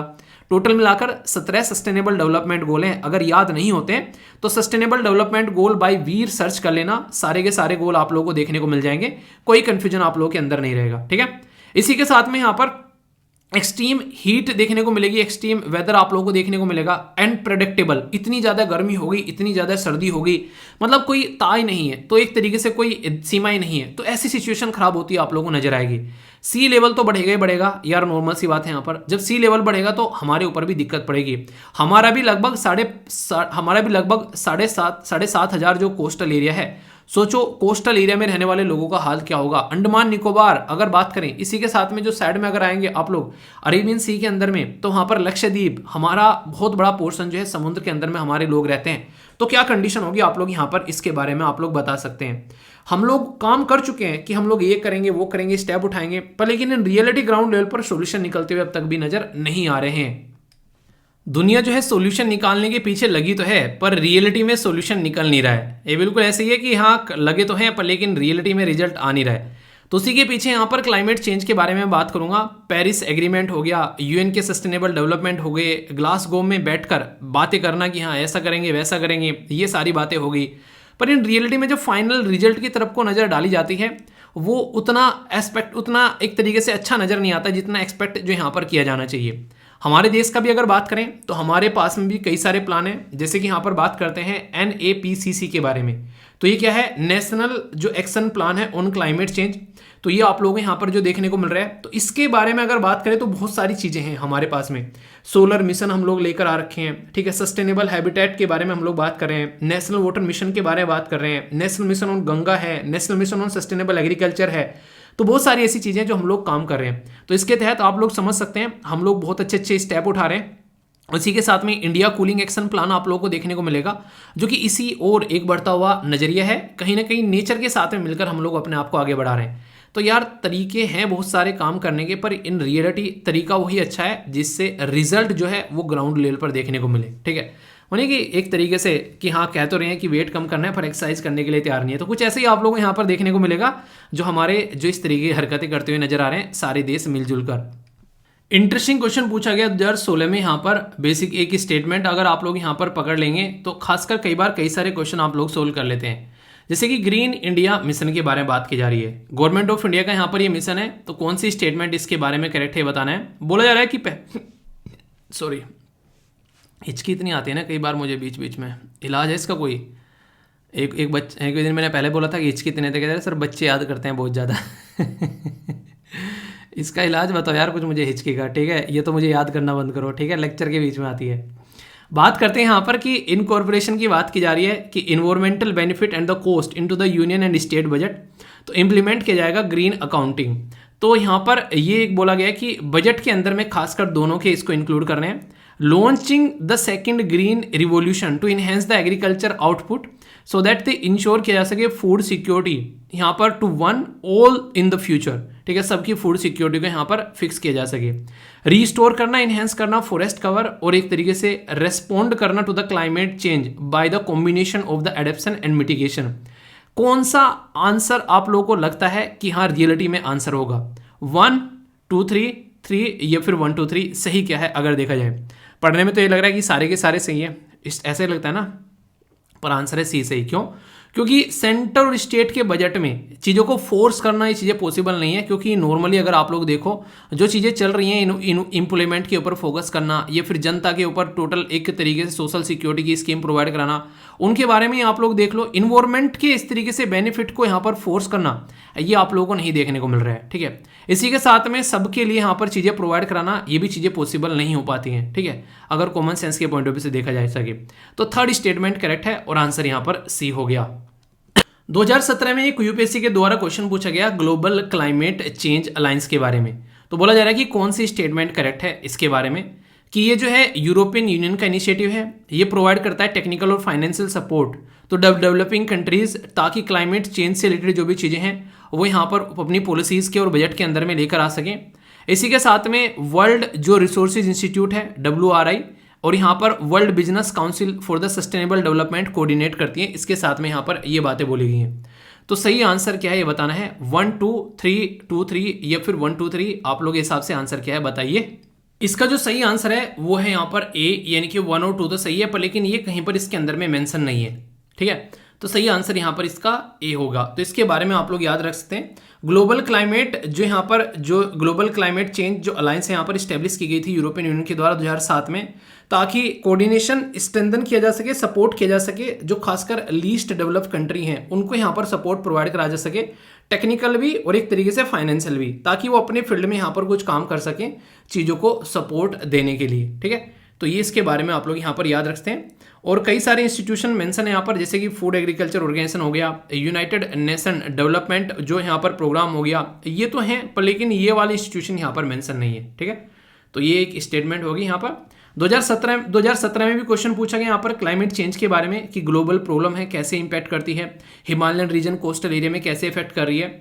2021 में भी क्वेश्चन पूछा गया कि यहाँ पर कॉन्फ्रेंस ऑफ पार्टी जो 26 देखने को मिली थी उससे रिलेटेड यहाँ पर क्वेश्चन है, और किस तरीके से यहाँ पर कमिटमेंट मेड किया गया इंडिया के द्वारा कॉन्फ्रेंस के अंदर में, ये क्वेश्चन आप लोगों से पूछे गए। तो डायरेक्ट क्वेश्चन भी आप लोगों से बनते हैं यहाँ पर। ठीक है, तो देख सकते हैं दोनों के दोनों क्वेश्चन एक पर्टिकुलर टॉपिक से रिलेटेड। कोई भी डाउट हुआ करे तो पूछ लिया करो, और इसी के साथ में फीडबैक जरूर दिया करो, जैसा भी लगता है आप लोगों को अच्छा या बुरा फीडबैक देकर आप लोग बता दिया करो। ठीक है, ताकि उसको इंप्रूव किया जा सके। लाइक या डिसलाइक कर आप लोग बता सकते हैं। छोटा सा बट इंपॉर्टेंट कॉन्सेप्ट है, इसके बारे में आप लोगों को बताता हूं कि विंडफॉल टैक्स क्या है, ये बेसिकली विंडफॉल प्रॉफिट क्या है, और आखिर सरकार जो है इसे टाइम टू टाइम चेंज क्यों कर रही है, रिसेंटली अभी यहाँ पर क्यों ये न्यूज़ में है। ठीक है, सबसे बड़ी बात क्या होती है, इसका पहले एक बार कॉन्सेप्ट अगर आप लोगों को समझ में आ गया तो फिर कोई कंफ्यूजन आप लोगों को देखने को नहीं मिलेगा। मान लीजिए बाहर से जो है हम लोग कोई तेल खरीद कर लेकर आ रहे हैं, और उस तेल को बाहर से खरीदने में हमारे 100 रुपये लग रहे हैं। हमारी सरकार जो है उस 100 रुपये के ऊपर 35 रुपये का मान लीजिए अपना टैक्स लगा रही है। टोटल जनता के ऊपर जाकर जो है वो 145 का पड़ रहा है। मान लीजिए डीलर व्हीलर का चार्ज भी है कुछ इस तरीके से, तो टोटल मिलाकर 145 रुपये का हमारी जनता को ये पड़ गया पर्टिकुलर जो ये बेसिकली तेल था। अब सोचो जो ये मार्केट में यहाँ पर जो एक तरीके से बाहर से जो खरीद कर लेकर आ रही थी हमारी कंट्री में जो कंपनी, उनको जो ये पर्टिकुलर तेल है ये इनको बहुत ही सस्ता मिल रहा है। अब इनको यहाँ पर 50 का मिल रहा है ओनली। ठीक है, यानी कि पहले 100 का मिल रहा था, 50 का मिल रहा है। पर लेकिन हमारे देश के अंदर में जो प्राइस है वो तो यहाँ पर इतना नीचे तो जाने से रहा कि आज जो है यहाँ पर पर्टिकुलर जो एक तरीके से ना मार्केट में जो है इतने का बेचा जा रहा है, परसों जो है वो एकदम डाउन कर देंगे उसको, 1-2 रुपये ऊपर नीचे होता है। ठीक है, तो यहाँ पर क्या होता है, कई बार जब मार्केट में काफ़ी डाउन हो जाता है प्राइस, तो यहाँ पर बहुत ज़्यादा फायदा होता है। जो पेट्रोल खरीदने वाली कंपनी है, पेट्रोल नहीं खरीदते बेसिकली, वो क्रूड ऑयल खरीदते हैं जिसको कच्चा तेल बोलते हैं। फिर उसमें से डीजल निकलता है, पेट्रोल निकलता है, मिट्टी का तेल निकलता है, ग्लिसरीन निकलती है, और भी कई सारे पेट्रोलियम प्रोडक्ट निकलते हैं उसमें से। तो ये जो क्रूड ऑयल है, जैसे ही उसका प्राइस जो है वो डाउन जाता है, वैसे ही यहाँ पर इनको फायदा होना स्टार्ट हो जाता है। और जैसे ही इनको फायदा होना स्टार्ट हो गया तो सरकार बोल रही है कि तुम अकेले थोड़ी ना बेटा फायदा लोगे, कुछ हिस्सा कुछ हमारे हिस्से में आना चाहिए। तो तुरंत जो है सरकार इनके ऊपर टैक्स बढ़ा देती है, क्योंकि इनको प्रॉफिट हो रहा है। प्रॉफिट कैसा हो गया, ये विंडफॉल प्रॉफिट है, मतलब हवा चली और प्रॉफिट हो गया। कैसी हवा चली, जैसे अगर बात करें कोविड-19 के टाइम पर क्या हुआ, दुनिया में जो तेल प्रोड्यूस करने वाली कंपनी है या फिर देश है, उनके पास में इतनी जगह नहीं थी कि जो तेल वो प्रोड्यूस कर रहे हैं उसको इकट्ठा करके रख सकें, क्योंकि सब जगह लॉकडाउन लग गया तो लोगों ने तेल खरीदना बंद कर दिया। सामान लाने ले जाने, गाड़ी स्कूटर ये सारी चीज़ें चलाने, सब कुछ बंद हो गया, ठप हो गया। तो तेल कौन कहाँ पर यूज़ करे, तो उस टाइम पर उनकी खस्ता हालत हो गई। तो उन्होंने ऐसा हुआ कि भाई साहब खरीद लो, भले ही पैसे हमसे ले लो, क्योंकि हम पे रखा नहीं जा रहा। तो वो कंडीशन वहाँ पर देखने को मिली। तो उस टाइम पर भी बहुत सारी कंपनी को जो है बहुत सारा फायदा यहाँ पर कहीं ना कहीं जो है वो देखने को मिला। अभी यहाँ पर रसिया यूक्रेन की लड़ाई की वजह से भी इम्पैक्ट पड़ा। रसिया ने बहुत ही सस्ता तेल जो है वो हमको बेचना स्टार्ट कर दिया, तो उस टाइम पर भी कई सारी कंपनी को जो है बहुत ज़्यादा प्रॉफिट हुआ। तो जो ये इमीडिएट प्रॉफिट होता है, ये यहाँ पर ऐसा होता है कि जिसकी कोई एक्सपेक्टेशन नहीं लगा सकता कि यार ऐसा प्रॉफिट होने वाला है। ये बिल्कुल ऐसे ही है जैसे आप लोगों ने पॉलिटी तैयार करके गए और यूपीएससी में भाई साहब 40 क्वेश्चन पॉलिटी के ही आ गए समझ रहे हैं आप लोग, और आप लोगों ने धुआं कर दिया उनको क्वेश्चन का। तो यहाँ पर एक तरीके से क्या हो गया, ये एक्सपेक्टेशन थोड़ी ना था। कई बार क्वेश्चन जो है 40 क्वेश्चन करंट अफेयर के आ जाए तो क्या कर लोगे उस टाइम पर। तो कहने का मतलब यहाँ पर ये कि अनएक्सपेक्टेड है, इसीलिए यूपीएससी को बेसिकली अनएक्सपेक्टेड, एक तरीके से अनप्रिडिक्टेबल जो कमीशन भी बोला जाता है यूपीएससी को, तो ये भी बिल्कुल ऐसे ही है। अब किसको पता था कोविड-19 आ रहा है, किसको पता था रसिया और यूक्रेन जो है वो लड़ने वाले हैं, अगर पता होता तो सब पहले ही अपना जुगाड़ करके रखते। तो ये सारी की सारी एक्सपेक्टेशन जो इस तरीके से यहाँ पर एक तरीके से लगती हैं कि हाँ ऐसा कुछ होने वाला है, तो उससे पहले लोग जुगाड़ कर लेते हैं, पर किसी को पता ही नहीं ऐसा कुछ होने वाला है तो कैसे जुगाड़ कर लेगा। तो ये विंडफॉल प्रॉफिट होता है कि हवा चली और ऐसा कोई प्रॉफिट हो गया। अब जब तुमको प्रॉफिट हो रहा है तो सरकार तो है भाई साहब टैक्स लगाएगी, सरकार को भी पैसा चाहिए, सरकार जो है वो किस तरीके से चलाएगी बिना पैसे के, तो सरकार सोचती है कि जब तुम इतना मजा ले रहे हो तो क्यों ना थोड़ा सा हाथ हम भी अपना बहती गंगा में धो ले। तो ये होता है एक प्रॉपर सिस्टमेटिक वे में टैक्स लगाना, और ऐसा नहीं कि चलता ही रहता है। जब सरकार को लगता है कि नहीं भाई अब ना इनको नुकसान हो रहा है, अब जो है फिर से वही पैटर्न स्टार्ट हो गया है, तो सरकार भी फिर अपने पैर पीछे कर लेती है। जब तुमको फायदा होगा तो हमको फायदा देना, तुमको भी नुकसान हो रहा है तो हम भी बेसिकली नुकसान उठा लेंगे थोड़ा सा, ठीक है। तो ऐसी चीजें आप लोगों को देखने को मिलती है। तो जब जब कोई ऐसी कंडीशन चलती है तो ये टैक्स लगाया जाता है, और ये टैक्स जो है वो सडन जो बिग प्रॉफिट हो जाता है पर्टिकुलर कंपनी या फिर इंडस्ट्री को, तो उसके ऊपर ये टैक्स लगाया जाता है। इसी को विंडफॉल प्रॉफिट कहते हैं, जो प्रॉफिट कमाते हैं, और इस प्रॉफिट के ऊपर जो टैक्स लगाया जाता है इसको विंडफॉल टैक्स यहां पर कहते हैं। अभी 3 फरवरी को यहां पर गवर्नमेंट के द्वारा ऐसा ही कुछ किया गया, जो टर्बाइन फ्यूल है और जो डीजल है बेसिकली उसके ऊपर में यहां पर, तो इसकी वजह से यहां पर ये न्यूज में आ गया था। तो पर्टिकुलर टर्म जो है अगर आप लोगों को पता होगी तो आप लोग कोई कंफ्यूजन में नहीं आएंगे। और ऐसा नहीं है कि ये बढ़ाते ही रहते हैं, आप लोग देखोगे पिछले कुछ टाइम में यहाँ पर जब ये 2100 पर टन था यहाँ पर, इसको घटाकर बेसिकली 1900 पर टन किया गया था यहाँ पर। ये एक तरीके से जब क्रूड ऑयल के बारे में हम लोग यहाँ पर बात कर रहे थे, तो ऐसा नहीं है कि यहाँ पर इसको बढ़ाते रहते घटाते रहते हैं। जुलाई 2022 की बात देख लो आप लोग, यहाँ पर जब इम्पोज किया गया तो ये चलता रहता है। रसिया यूक्रेन की वार हो गया, कोविड-19 हो गया, कुछ भी ऐसा चलता रहता है तो विंडफॉल टैक्स जो है वो तुरंत न्यूज में आ जाता है। तो बेसिक डेफिनेशन एटलीस्ट याद रखेगा, a windfall tax is a higher tax rate on the sudden big profit. जो भी यहाँ पर जो बिग प्रॉफिट होता है कि हाँ एक्सपेक्ट नहीं किया था, तो उसके ऊपर लगाया जाता है पर्टिकुलर कंपनी के ऊपर या फिर पर्टिकुलर इंडस्ट्री के ऊपर। तो ये विंडफॉल प्रॉफिट पर जो टैक्स लगाया जाता है उसको विंडफॉल टैक्स हम लोग कहते हैं, ठीक है। तो बेसिक कंफ्यूजन अब इसको टॉपिक को लेकर नहीं होना चाहिए। कोई डाउट हो तो बताना, उसको फिर दूर करेंगे। ओके दोस्तों, दुनिया में एक कैनाल है जिसका नाम है सुएज कैनाल। तो इसको लेकर कई बार लड़ाई रहती है, उसमें कई बार ब्लॉकेड लग जाता है, तो उसकी वजह से कई सारी जो शिपिंग जो एक तरीके से इंडस्ट्री है उनको काफ़ी नुकसान पहुंचता है, सामान लाने ले जाने में कई सारी दिक्कत देखने को मिलती है। ऐसा ही यहाँ पर 2021 में देखने को मिला था। तो वो लड़ाई जो है वो यहाँ पर फिर से जो है वो न्यूज़ में आ रही है। पर लेकिन ये लड़ रहे हैं एक दूसरे के ऊपर, कुत्ता बिल्ली की तरह भौंक रहे हैं। ये आप लोगों के लिए काम का है क्या? ये बिल्कुल भी काम का नहीं है, इसको आप लोग बेसिकली इग्नोर कर सकते हैं। ये जो इंपॉर्टेंट एरिया है ये है आप लोग का मैप बेस्ड क्वेश्चन। आप लोगों को यहाँ पर ये पता होना चाहिए, अगर आप लोग एनसीईआरटी भी उठाकर देखोगे 11th की जो इकोनॉमी वाली एनसीईआरटी है उसके अंदर भी यहाँ पर इसके बारे में बेसिकली जिक्र किया गया है। एक टाइम था जब अंग्रेज हमारे ऊपर रूल किया करते थे, वो घूम के आया करते थे यहाँ पर पूरा अफ्रीका कॉन्टिनेंट क्लियर करके। तो यहाँ ये देखने को मिलेगा आप लोग लगभग 20,000 किलोमीटर का रास्ता तय करके आया करते थे, और तब हमारे पास में वो पहुंचा करते थे। पर लेकिन फिर यहाँ पर एक कैनाल खोदी जाती है, एक कैनाल बनाई जाती है। जैसे ये कैनाल बनती है तो यहाँ पर ये कैनाल तुरंत हमारा और जो यूरोप का रास्ता है वो यहाँ पर लगभग 20 से घटाकर 11 पर ले आती है, यानी कि ये समझो मोटे मोटे तौर पर आधा कर देती है। तो इसकी वजह से जो अंग्रेजों की पकड़ है वो हमारे ऊपर और तेज हो जाती है। कहीं ना कहीं हमारे लिए नेगेटिव रहा है यहाँ पर सुएज कैनाल का खुलना उस टाइम पर आज की डेट में पॉजिटिव है। लंबे तौर पर अगर देखोगे तो चीज़ों के फायदे आप लोगों को नजर आते हैं। तो शॉर्ट टर्म में अगर कहीं लॉस हो रहा हो तो उसको सहन कर लेना चाहिए ऐसा बोला जा रहा है यहाँ पर। सुएज कैनाल जो है ये वर्ल्ड में बिगेस्ट शिपिंग कंपनी जो आप लोगों को देखने को मिलेगा, अभी उसके द्वारा सू किया जा रहा है कि यहाँ पर एक तरीके से कंपनसेशन मिलना चाहिए जो ब्लॉकेड लगाया गया था 2021 में। तो जो सुएज कैनाल है यहाँ पर ये सबसे बड़ी बात तो यहाँ पर ये कि किस किस को कनेक्ट करती है। तो याद रखिएगा मेडिटेरेनियन सी को कनेक्ट करती है यहाँ पर किसके साथ में, रेड सी के साथ में। जो मैप में आप लोगों को यहाँ पर दिखाई दे रहा है ये है मेडिटेरेनियन सी, ठीक है, और जो यहाँ पर ये दिखाई दे रहा है ये है रेड सी। तो इन दोनों को कनेक्ट करने वाली ये कैनाल है जिसका उद्घाटन यानी कि इसका जो ढक्कन खोला गया था वो खोला गया था 1869 में। ये पर्टिकुलर कैनाल जो है आप लोगों को यहाँ पर देखने को मिलती है इजिप्ट के बारे में, इजिप्ट के पास में आप लोगों को यहाँ पर देखने को मिलती है। और सबसे बड़ी बात यह है कि काफी लंबे समय तक ये जो कैनाल है ये ब्रिटेन के कंट्रोल में आप लोगों को देखने को मिलती थी, यूके के कंट्रोल में। पर लेकिन आगे चलकर जैसे यहाँ पर चीजें आगे बढ़ती हैं और देश आजाद होते हैं उस टाइम पर, तो 1956 में इनके द्वारा इस कैनाल को नेशनलाइज कर लिया जाता है। हालांकि मुद्दे काफी उठते हैं, पर लेकिन वो ये एक टाइम था कि कॉलोनियल एरा चला करता था, वो सबके ऊपर रूल किया करते थे, जो अंग्रेज थे वो दादागिरी चलाया करते थे। पर लेकिन अब नहीं चलेगी वो, ठीक है। अब जो है देश आजाद हो चुके हैं, यूएन जैसी एक संस्था बन चुकी है, सब अपने अपनी लाइफ को एंजॉय कर रहे हैं। और कोई किसी के अंदर इंटरफेयर कर भी रहा है तो 2-4 लोग हैं बोलने वाले, कहने वाले, ठीक है। ऐसा नहीं कि तुम दादागिरी चला लोगे। बड़े बड़े देश हालांकि चला लेते हैं, यूएसए हो गया, रसिया हो गया, चाइना हो गया, ये यूके हो गया, कई जगह चला लेते हैं, पर लेकिन ऐसा नहीं कि बिना वजह के, उनको वजह देनी पड़ती है कि वो चला रहे हैं आज की डेट में। वरना एक टाइम ऐसा था कि वजह देने की जरूरत नहीं है। ये कैनाल आज के डेट में ऐसी है जहां पर लगभग 12% वर्ल्ड का ट्रेड आप लोगों को देखने को मिलेगा, यहां से होता हुआ जाता है, ठीक है। वर्ल्ड का ट्रेड जो यहां से जाता है बाई वॉल्यूम देखोगे यहां पर अगर 8% के करीब जो LNG है, यानी कि लिक्विफाइड नेचुरल गैस जो है LNG, वो यहीं से होकर जाती है। अगर क्रूड ऑयल के बारे में बात करें, यानी कि कच्चा तेल जो है वो 1 बिलियन बैरल पर डे वो यहीं से होकर गुजरता है। तो इस एरिया की इंपॉर्टेंस आप लोग समझ सकते हैं। अगर यहाँ पर कोई दिक्कत होती है तो हमको भी दिक्कत देखने को मिलती है, क्योंकि हम लोग भी काफ़ी हद तक डिपेंडेंट रहते हैं यहाँ से आए जाने वाली चीज़ों के लिए। हमारा बहुत सारा व्यापार जो है यूरोप के साथ में होता है, वो इसी कैनाल को यूज़ करता है। तो ये कैनाल जो है वो इजिप्ट के लिए काफ़ी इंपॉर्टेंट भी है, ऐसा आप लोग डायरेक्ट बोल सकते हैं। इसीलिए हम लोगों ने अभी, आप लोगों ने देखा 26 जनवरी पर, यानी कि गणतंत्र दिवस पर जिस इंसान को हम लोगों ने चीफ गेस्ट बनाया उसका नाम आप लोगों को बताना है, ठीक है। इजिप्ट के वो प्रेसिडेंट थे जो हमारे देश में आए थे।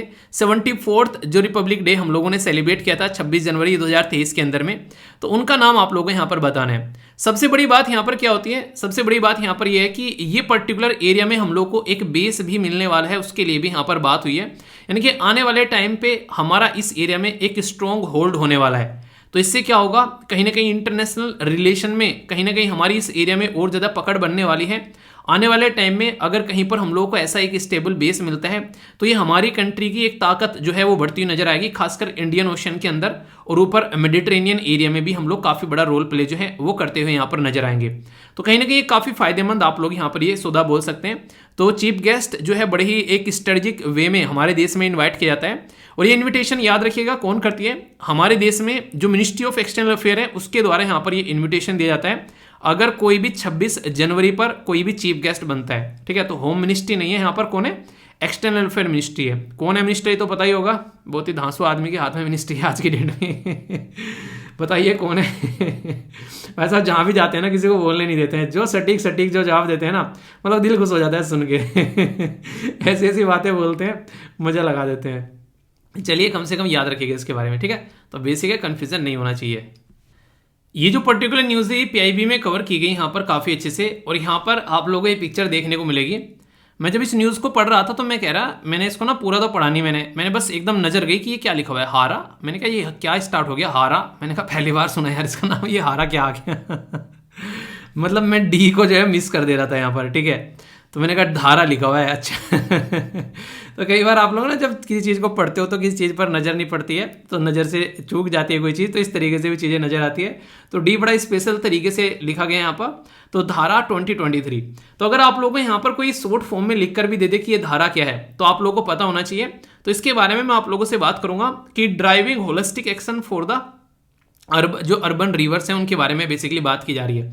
देखिए आज की डेट में ना अगर कोई नदी कहीं से निकलकर कहीं दूसरी जगह पर जा रही है, उसके बीच में कई सारी सिटी मिलती हैं, यानी कहीं ना कहीं आप लोग बोल सकते हैं कि जो सिटी है, जो शहर है, वो उनकी लाइफ लाइन बन जाती है जिस पर्टिकुलर एरिया से वो होकर गुजरती है। आज की डेट में देखो तो जैसे दिल्ली के बारे में बात करते हैं तो यमुना, ठीक है, तो यमुना जो है एक तरीके से वहाँ पर काफ़ी बड़ा रोल प्ले करती है। गंगा जो एक तरीके से बहुत सारी सिटीज़ से होकर गुजरती है, तो वहाँ पर एक अलग ही तरीके की रौनक आप लोगों को देखने को मिलती है उन सिटीज़ के अंदर में जहाँ जहाँ से नदियाँ होकर गुजरती है। अगर आप लोग जैसे देखो, अगर गुजरात के अंदर में जाओगे अहमदाबाद के अंदर में, तो वहाँ से साबरमती रिवर जो है वो होकर गुजरती है, मतलब रौनक बनती है उसके देखने से ही उस पर्टिकुलर सिटी की। तो ये क्या है, ये पर्टिकुलर अगर कहीं पर कोई इस तरीके से कोई रिवर होकर जाती है तो उसमें चार चांद लगा देती है, और इसी के साथ में बहुत ही बड़ा सोर्स होता है पानी की बड़ी किल्लत है आजकल, तो उसके लिए वाटर सप्लाई का भी एक बहुत बड़ा सोर्स बन जाती है। तो इसके चलते यहाँ पर रिवर सिटी अलायंस की बात की जाती है, यानी कि रिवर भी और सिटी भी दोनों मिलकर चलेंगी। तो सोचो कॉमन सेंस देखो कैसे यूज करते हैं एग्जाम में। आप लोगों से एक क्वेश्चन बन गया रिवर सिटी अलायंस के बारे में, वो कह रहे हैं कि रिवर सिटी अलायंस जो है उसके बारे में स्टेटमेंट दे दी कि ये पर्टिकुलर अलायंस जो है यहाँ पर पर्टिकुलर एक मिनिस्ट्री की पार्टनरशिप है, होम मिनिस्ट्री की, किसके साथ में, जल मिनिस्ट्री के साथ में, ठीक है। बोलने लगे कि नहीं ये तो अकेला जल मिनिस्ट्री का ही है। पर लेकिन अगर कॉमन सेंस की बात करेंगे तो रिवर की बात की जा रही है, पानी की बात की जा रही है, तो कौन सी मिनिस्ट्री होगी? मिनिस्ट्री ऑफ जल शक्ति होगी। सिटीज की बात की जा रही है, शहरों की बात की जा रही है, तो कौन सी मिनिस्ट्री होगी? तो ministry of housing and urban affair होगी। तो ये RCA जो है एक सक्सेसफुल पार्टनरशिप है मिनिस्ट्री ऑफ जल शक्ति और ministry of housing and urban affair की। तो ऐसे कॉमन सेंस से आप लोग क्वेश्चन जो है वो कई बार कलेक्ट कर सकते हैं। अगर बात करें धारा, जिसको बोला गया है driving holistic action for urban river, ये एक एनुअल मीटिंग है, यानी कि हर साल होती है यहाँ पर, ये अब की बार फिर देखने को मिली। तो इसमें फोकस ये किया जाता है कि मिलकर आओ बैठें और सॉल्यूशन निकालें, जो भी दिक्कत है लोकल वाटर रिसोर्सेज को लेकर कैसे कैसे हम लोग प्रॉब्लम है उनका सॉल्यूशन निकाल सकते हैं, यानी कि समस्या का समाधान कैसे कैसे निकाल सकते हैं। तो RCA जो है ये एक डेडिकेटेड प्लेटफॉर्म है यहाँ पर, जिसके बारे में आप लोग बात कर सकते हैं। और इसी के साथ में यहाँ पर डिस्कस किया जाता है कैसे कैसे सस्टेनेबल मैनेजमेंट किया जा सकता है अर्बन रिवर का। क्योंकि अगर आप लोग बात करो, बहुत सारी सिटी ऐसी हैं जिनमें नदियां आकर नाला बन जाती हैं, उनकी कहानी जो है वो खराब हो जाती है। फिर से उदाहरण लूंगा दिल्ली का। दिल्ली में अगर जाओगे, कहने के लिए यमुना है, पर लेकिन इन रियलिटी उसकी कहानी खराब हो रखी है। एक टाइम पर ऐसा ही काम था लंदन के अंदर थेम रिवर का। जो थेम्स रिवर है वो कुछ ऐसी हुआ करती थी, पर आज की डेट में देखोगे उसमें झांककर तो तलहटी आप लोगों को नजर आएगी, इतनी साफ सोच उन्होंने बना दी है। इसीलिए यहाँ पर बात करते हैं कि क्या हम लोग भी कुछ ऐसा ही कर सकते हैं अपने देश की रिवर्स के लिए। तो यहाँ पर थीम रखी गई है इसके लिए कि नेटवर्किंग, इसी के साथ में कैपेसिटी बिल्डिंग और टेक्निकल सपोर्ट, ये फोकस एरिया रहेगा, ये थीम रहेंगी जिनके ऊपर काम किया जाएगा। तो रिवर सिटी अलायंस जो है यहाँ पर ये बोथ गंगा और नॉन गंगा बेसिन के लिए यहाँ पर बेसिकली काफी इंपॉर्टेंट है, क्योंकि जिन एरिया में नदियां भी नहीं बहती हैं, कहीं ना कहीं पानी जो पाइपलाइन की हेल्प से वहां पर प्रोवाइड कराया जाता है, पानी तो सबके लिए जरूरी है, तो इसलिए जरूरी है कि मिलकर काम किया जाए उन एरिया को सुधारने के लिए। तो धारा के बारे में अगर कोई पूछ बैठे क्या है, तो आप लोगों को पता होना चाहिए किन दो मिनिस्ट्री का संगम है, वो भी आप लोगों को पता होना चाहिए। पर्पज क्या है इसका, वो मैंने आप लोगों को बता दिया जिस तरीके से, तो कोई भी इसका बेसिकली कंफ्यूजन नहीं होना चाहिए। और नाम का फुल फॉर्म जरूर याद रखिएगा, ठीक है। आप क्या ऐसे किसी स्टेट मतलब सिटी के अंदर में रहते हैं जो कि किसी पर्टिकुलर रिवर के किनारे पर है, या फिर किसी ऐसी सिटी का नाम आप लोगों को पता है, तो बताना जरूर, देखता हूं कौन कौन बताता है। इतना एटलीस्ट आप लोगों को पता होना चाहिए, क्वेश्चन कई बार बनते हैं, ठीक है। एक इंसान ऐसा है जिसको रोजी रोटी की पड़ी है कि यार टाइम पर 2 रोटी मिल जाए और जिंदगी चलती रहे। एक इंसान ऐसा है जो कि एग्जाम के पीछे पड़ा हुआ है, यार सिलेक्शन हो जाए तो किसी तरीके से जिंदगी आगे बढ़े, शादी वादी हो, अच्छे से लाइफ आगे चले। एक इंसान ऐसा है जो गर्लफ्रेंड बॉयफ्रेंड के चक्कर में पड़ा हुआ है। मतलब सबके अपने अपने इशू हैं। पर लेकिन सोचो ये सारी समस्याएं आप लोग की पूरी हो जाए तो फिर आप लोग क्या करोगे, मतलब सारी समस्याओं का समाधान हो जाए, उस टाइम पर फिर कहते हैं कि खाली दिमाग जो है शैतान का घर। तो वही काम यहाँ पर चल रहा है। ब्लैक गैलेक्सी खोजी जा रही है साइंटिस्ट के द्वारा, मतलब अपनी गैलेक्सी जो है उसके ऊपर जो है पार नहीं बसा रही है, दूसरे यूनिवर्स के चक्कर में पड़े हुए हैं। तो ये बिल्कुल जादू मूवी नहीं है ऋतिक रोशन की मूवी नहीं देखी है, वो वाला चक्कर है। इनका पूरा एरिया, इनका पूरा फोकस एरिया इस चीज के ऊपर है कि कैसे हम लोग पता लगाएं कि ये जो पर्टिकुलर गैलेक्सी है भाई साहब, ये कहाँ पर है, कि यहाँ पर भी कोई इंसान है, अपने आदमी जो धरती पर है उसको ये सेव नहीं कर पा रहे हैं, और नई नई गैलेक्सी के पीछे पड़े हुए हैं। गैलेक्सी चलिए, ये भी कम से कम अच्छी बात है, किसी के माइंड में क्यूरियोसिटी तो है जानने के लिए कि ऐसा भी कुछ है धरती पर, क्या पता वहां पर भी कोई हो दूसरी साइड में, वो भी कोशिश कर रहा हो कि इधर के बारे में जानने की कुछ पता चले कि आखिर चल क्या रहा है, भाई साहब वहां पे भी कोई रहता है क्या, उसके बारे में थोड़ा सा आइडिया लगे। तो यहां पर मैं बात कर रहा हूं आप लोगों से, ये है ALMA, यानी कि अटाकामा लार्ज, ये है मिलीमीटर जो सब मिलीमीटर एरे। तो ये एक तरीके से यहां पर जो इसका नाम दिया गया है ALMA, ठीक है। तो ALMA जो है यहाँ पर ये इसका शॉर्ट फॉर्म में नाम है, और ये ALMA जो है यहाँ पर इंटरनेशनल कोलैबोरेशन है, जिसमें यूरोप, जापान, USA, कनाडा और चिली, इनके द्वारा मिलकर ये अटाकामा से आप लोगों को समझ में आना चाहिए। अटाकामा डेजर्ट कहाँ पर है, तो ये चिली के अंदर में आप लोगों को देखने को मिलते हैं, चिली पोटैटो, ठीक है एक दोस्त था साथ में रहा करते थे, उसे पूछो तो क्या खाना है, तो चिली पोटैटो, ठीक है। मैंने कहा बेटा चिली पोटैटो, उसका नाम चिली पोटैटो रख दिया था, ठीक है। तो ऐसी चीज़ें देखने को मिलती है। तो चिली पोटैटो यहाँ से मिलता है आप लोगों को, अटाकामा डेजर्ट यहाँ पे आप लोगों को देखने को मिलेगा। कभी जाना हो तो घूम के आना, ये है एग्जैक्ट लोकेशन, ठीक है। तो मैंने आप लोगों को लोकेशन बता दी है, यहाँ से यहीं से छलांग लगाना, तो ये पर्टिकुलर एरिया है। तो बेसिकली मुद्दा क्या है, मुद्दा यहाँ पर यह है कि ये स्टडी कर रहे हैं कि कहाँ कहाँ पर कोई ऐसा मुद्दा देखने को मिल रहा है, तो किन किन का कोलैबोरेशन है और क्या क्या है, ये चीजें आप लोग याद रखिएगा। बेसिकली इसके पीछे एक पर्टिकुलर तरीका होता है, कैसे पता चलता है कि कोई गैलेक्सी इतने दूर पर है यहाँ पर, तो उसके चलते यहाँ पर कोई पर्टिकुलर अगर ऑब्जेक्ट है तो यहाँ से कैसा हम लोग को एक तरीके से सिग्नल मिल रहे हैं। तो यहाँ पर जो लाइट है बेसिकली उसकी वेवलेंथ को देखा जाता है कि कहाँ से आ रही है यहाँ पर ये, और इस तरीके की वेवलेंथ जो है वो किस तरीके की चीज़ से आती है, तो उसके बेस पर यहाँ पर ये स्टडी करते हैं और उसके बेस पर फिर बताते हैं कि अच्छा ऐसा कुछ देखने को मिल रहा है। आखिर क्यों इसके पीछे साइंटिस्ट लगे रहते हैं? इनका बेसिक पर्पज बस एक ही है और वो पर्पज है कि जिस यूनिवर्स में हम लोग रहते हैं उस यूनिवर्स के बारे में पता लगाना कि आखिर ये यूनिवर्स जो है वो बना कैसे है। ये यूनिवर्स बना कैसे है इसका अगर अंदाजा लगना स्टार्ट होगा तो बहुत सारी ऐसी चीजें हैं जिनको हम लोग समझ पाएंगे। उन्हें किसी चीज का बेस पता चल गया है निकल कर कहां से आया, वरना आप लोग देखो पता नहीं कितनी सारी गैलेक्सी है, उसमें से एक हमारी गैलेक्सी है मिल्की वे। उस गैलेक्सी में कितने सारे ग्रह हैं, उसमें से एक हमारा ग्रह है पृथ्वी। उस पृथ्वी पर कितने सारे देश है, उसमें से एक हमारा देश है भारत। उस भारत देश के अंदर में कितनी सिटी है, उसमें से एक हमारी सिटी है जिसके अंदर भी आप लोग रहते हैं। उस बेसिकली स्टेट है उसके अंदर सिटी है, उस सिटी के स्टेट के अंदर में आप लोगों का शहर बेसिकली घर है, उस घर में भी आप लोगों को कितने प्राणी हैं, उसमें से आप लोग एक प्राणी हैं। तो अगर देखा जाए तो हमारी जो पोजीशन है वो नगण्य के बराबर है। यानी कि एक तरीके से जो इंसान घमंड करता है ना, अगर वो ढंग से अपनी चीजों को देखेगा तो धड़ाम से नीचे आगे बढ़ेगा कि तुम हो कौन भाई साहब, ये तो बता दो इस दुनिया में तुम्हारा अस्तित्व क्या है।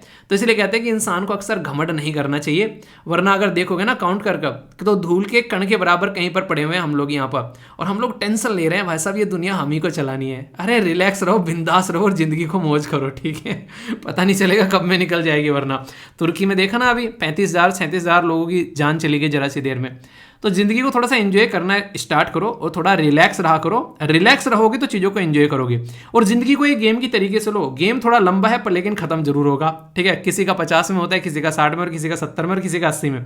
तो ये एक्सेप्ट कर कर इस गेम को खेलने में लग जाओ और देखो कि कितने मजे से इस गेम को खेल सकते हो और बिल्कुल शानदार तरीके से लाइफ को एंजॉय करो। फिर देखो जिंदगी जीने में मजा आएगा और आप लोगों को टेंशन भी जो है वो कम होगी। टेंशन को पेंशन देके फिर सही जगह फोकस कर पाओगे, है कि नहीं? समझ में आ रहा है क्या कह रहा हूँ, या फिर हवा में हो रही है चीजें? तो अच्छे से एंजॉय किया करो, ठीक है। छोटी सी एक डायरेक्ट न्यूज़ है, कई बार कवर कर चुका हूँ इसके बारे में, थोड़ा सा आइडिया आप लोग रख सकते हैं। यहाँ पर हमारे देश के साथ में कंपेयर करके देखेंगे तो एग्जैक्ट लोकेशन भी आप लोग याद रखिएगा। तो ये है अपना देश और यहाँ से अगर आप लोग जाओगे तो यहाँ पर आप लोगों को देखने को मिलेगा न्यूजीलैंड। तो न्यूजीलैंड के अंदर में साइक्लोन गैब्रियल अभी यहाँ पर देखने को मिल रहा है, जिसकी वजह से यहाँ पर कई सारे लोगों की जान भी चली गई है। तो बात की जा रही है कि 5 लोगों की यहाँ पर जान भी चली गई है। अभी यहाँ पर एफर्ट लगाया जा रहा है कि कैसे कैसे लोगों को डिस्प्लेस किया जाए। तो ज़्यादा पॉपुलेशन तो रहती नहीं है पर फिर भी 9,000 लोगों को डिस्प्लेस करना पड़ गया।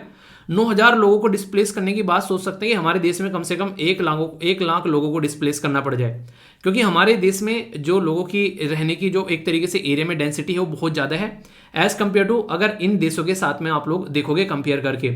नॉर्दर्न हेमिस्फीयर अगर बात करें आप लोग, अगर बात करें नॉर्दर्न हेमिस्फीयर में as compare to southern hemisphere, तो नॉर्दर्न हेमिस्फीयर में ज्यादा साइक्लोन आप लोगों को आते हुए नजर आते हैं, ये याद रखिएगा, ठीक है। कई बार आप लोगों से क्वेश्चन पूछ ले आते हैं कि कहां पर साइक्लोन ज्यादा आते हैं, तो नॉर्दर्न हेमिस्फीयर में आप लोगों को ज्यादा साइक्लोन जो है वो आप लोगों को यहां पर नजर आएंगे। एयर सर्कुलेशन जो है वो एंटी क्लॉकवाइज रहता है डायरेक्शन नॉर्दर्न हेमिस्फीयर में और क्लॉकवाइज रहता है सदर्न हेमिस्फीयर में। तो ये तो कुछ बेसिक इंफॉर्मेशन हो गई। न्यूजीलैंड का जो नॉर्थ एंड द जो साउथ जो आइलैंड है यहाँ पर न्यूजीलैंड के अंदर में अगर आप लोग जाओगे तो यहाँ पर काफी एक इंपैक्ट देखने को मिल रहा है। और सबसे बड़ी बात एक याद रखिएगा जो काफी इंपॉर्टेंट एक इंटरेस्टिंग फैक्ट भी है न्यूजीलैंड के बारे में, दुनिया में फर्स्ट कंट्री जिसने सबसे पहले वुमेन यानी कि महिलाओं को वोटिंग अधिकार दिया था तो वो न्यूजीलैंड थी और 1983 की बात की जा रही है। समझ रहे हैं आप लोग यहाँ पर? तो यानी कि बहुत ही एक लिबरल तरीके का देश आप लोगों को देखने को मिलेगा। खासकर अगर बात करें तो महिलाओं को भी इक्वल पावर देने की बात यहाँ पर की जाती है, तो एक ऐसा देश है न्यूजीलैंड। तो ये कुछ बेसिक इन्फॉर्मेशन है। तो एक साइक्लोन के बारे में बातें मैंने बताई दी, बाकी बेसिक इन्फॉर्मेशन यहाँ पर है, कोई भी कंफ्यूजन माइंड में इसको लेकर आप लोगों के नहीं होना चाहिए, ठीक है। हिंदी और इंग्लिश में सारी चीजें आप लोगों के सामने है। एक और न्यूज है, छोटी सी है पर इंपॉर्टेंट है, क्वेश्चन आप लोगों से बन सकता है। पिक्चर देखो, ये किस चीज की पिक्चर आप लोगों को लग रही है? अगर मैं आप लोगों से पूछूं ये क्या है तो आप लोग क्या बोलोगे इसको? इसका नाम है यहाँ पर ओमरगस खंदेस। इसको बेसिकली एक तरीके से कैथरीन बीटल बेसिकली बोला गया है। एक तरीके की आप लोग ये क्या बोलोगे, मतलब इसको एक तरीके की बीटल है, बेसिकली एक स्पीसीज है यहाँ पर जो आप लोगों को यहाँ पर ये नजर आ रही है, ये अभी डिस्कवर की गई है। तो ये काफ़ी इंपॉर्टेंट बताई जा रही है। बात की जा रही है कि यहाँ पर कहीं ना कहीं डिटेक्ट करेगी डेथ ऑफ द एनिमल और ह्यूमन, तो उसको डिटेक्ट करने में हेल्प करेगी यहाँ पर, क्योंकि यहाँ पर ये खाती है एक तरीके से जो मरा हुआ बॉडी या फिर जो एक फ्लैश है जो डिके हो रहा है, इनके सड़ रहा है, उसको खाने का यहाँ पर काम करती है, ठीक है। इसीलिए यहाँ पर इसको कैटरिन बीटल के नाम से भी यहाँ पर इसको जाना जा रहा है। तो ये कई बार क्या होता है, इस तरीके के क्वेश्चन आप लोगों से यूपीएससी के लिए बड़ा फेवरेट हो जाता है। कोई भी अगर ऐसी चीज़ें मिलती है, यूपीएससी बड़ा जोर शोर से उसके ऊपर बेसिकली नज़र डालती है, ठीक है। तो ये आप लोग इसके बारे में याद रखिएगा, थोड़ी सी इस तरीके की इन्फॉर्मेशन की कहाँ पर मिली है और क्या क्या चीज़ें हैं। कुछ और बेसिक चीज़ें मैं इसके बारे में आप लोगों को बताता हूँ। ये एक परिवार से निकल कर आती है, ठीक है। जिस परिवार को अगर आप लोग बोलना चाहो तो उसको ट्रेगिडे परिवार बेसिकली बोलते हैं। एक पर्टिकुलर कैटेगरी में बांट दिया जाता है कि हाँ उस परिवार का ये मेंबर है, उस फैमिली का ये मेंबर है।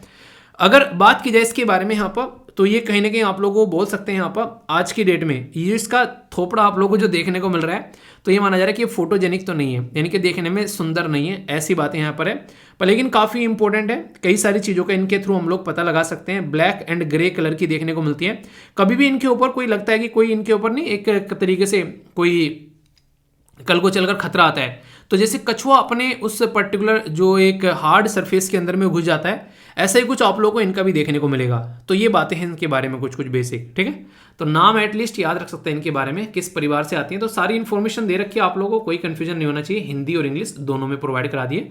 तो ये बेसिकली ऐसा कुछ देखने को मिल रहा है, ठीक है। आइए बढ़ते हैं अपने अगले सेक्शन की ओर। काफी इंपॉर्टेंट है, डायरेक्ट क्वेश्चन आप लोगों के एग्जाम में देखने को मिल जाएंगे। जैसे पूछ लेंगे भारत रंग महोत्सव जो है वो किसके द्वारा ऑर्गेनाइज कराया जाता है, तो पता है आप लोग किसके द्वारा ऑर्गेनाइज कराया जाता है। तो जो GS paper 1 art and culture वाला जो पोर्शन होता है, डायरेक्ट क्वेश्चन आप लोगों के लिए बन सकते हैं यहाँ से। भारत रंग महोत्सव जो है उसका अभी ये 22वां संस्करण है, जो कि अभी रिसेंटली ये न्यूज में है। और नेशनल स्कूल ऑफ ड्रामा उसके द्वारा यहाँ पर ये स्टार्ट किया गया दिल्ली के अंदर में।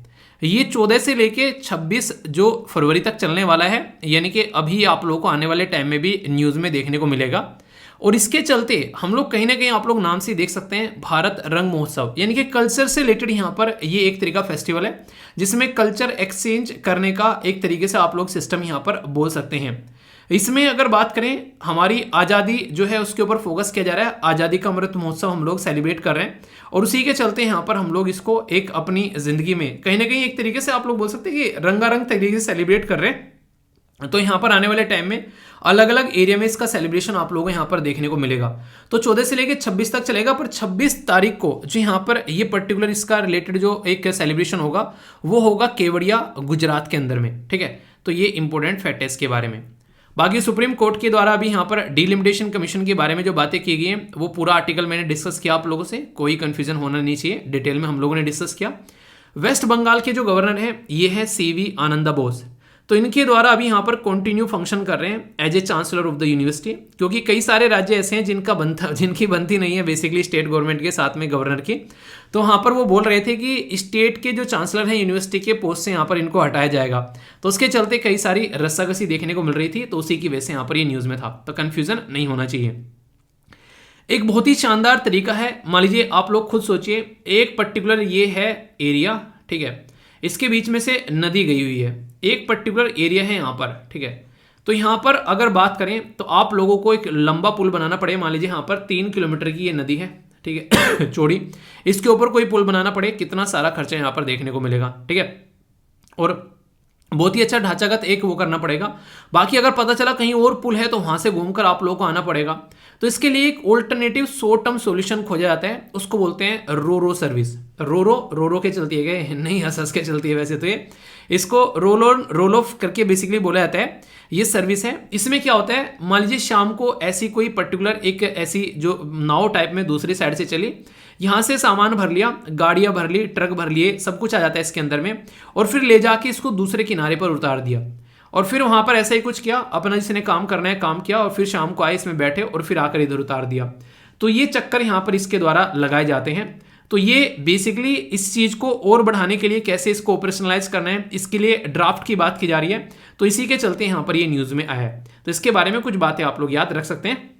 तो हाई लेवल कमेटी बनाई जा रही है इसके लिए, ताकि इसके लिए प्रॉपर एक रिवाइज गाइडलाइन लेकर आ जाए और इस सर्विस को सिस्टमेटिक वे में लेकर चला जाए, ठीक है। डिफेंस मिनिस्टर राजनाथ सिंह जी के द्वारा, डिफेंस जो मिनिस्टर है राजनाथ सिंह जी, उनके द्वारा होस्ट किया जा रहा है defence minister conclave in Bengaluru in the side line of arrow India, जो 2023 है, ठीक है। तो ये एक डायरेक्ट क्वेश्चन बन जाता है, हालांकि आर्टिकल आप लोग ये कवर हो जाते हैं, तो ये एक तरीके छोटा क्वेश्चन होता है, ठीक है। आगे बात करें इकोनॉमी के बारे में, तो रिटेल इन्फ्लेशन जो है यहाँ पर 6.5 जनवरी में देखने को मिला, और 2 मंथ फिगर जो है वो आप लोगों को देखने को मिलेगी बिलो 6 मार्क, ठीक है। तो यानी कि देखिए, आप लोगों से नहीं पूछेगा कब बढ़ रहा है कब घट रहा है, आप लोगों से पूछेगा रिटेल इन्फ्लेशन के बारे में। तो इन्फ्लेशन जो बढ़ता और घटता है इसके बारे में कुछ बेसिक इन्फॉर्मेशन आप लोगों को होनी चाहिए कि किस तरीके से बढ़ता और घटता है यहाँ पर। तो WPI जो होता है उसको होलसेल प्राइस इंडेक्स बोलते हैं, ठीक है, और CPI कंज्यूमर प्राइस इंडेक्स। तो WPI जो रहता है वो होलसेल पे काउंट किया जाता है। जैसे मान लीजिए एक कंपनी है तो वो प्रोडक्ट बेच रही है और दुकानदार वाले क्या उसको उठा के ले रहे हैं होलसेल में, ठीक है। तो ये क्या हो गया, ये इनके बीच में व्यापार हो गया। पर लेकिन अगर आप लोगों के लेवल पर कोई सामान आ रहा है, वो कंज्यूमर प्राइस इंडेक्स, यानी कि आप लोग क्या कंज्यूम कर रहे हैं, वहां कितना महंगा आप लोगों को मिल रहा है।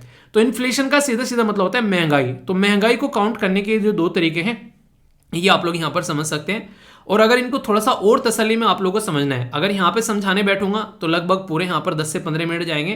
पर इसके ऊपर अलग से वीडियो अपलोड कर रखी है, WPI CPI बाई वीर, जाकर सर्च करना, मजा आ जाएगा आप लोगों को देखकर। इतनी तसल्ली में मैंने डिस्कस कर रखा है बहुत ही शानदार तरीके से, ठीक है।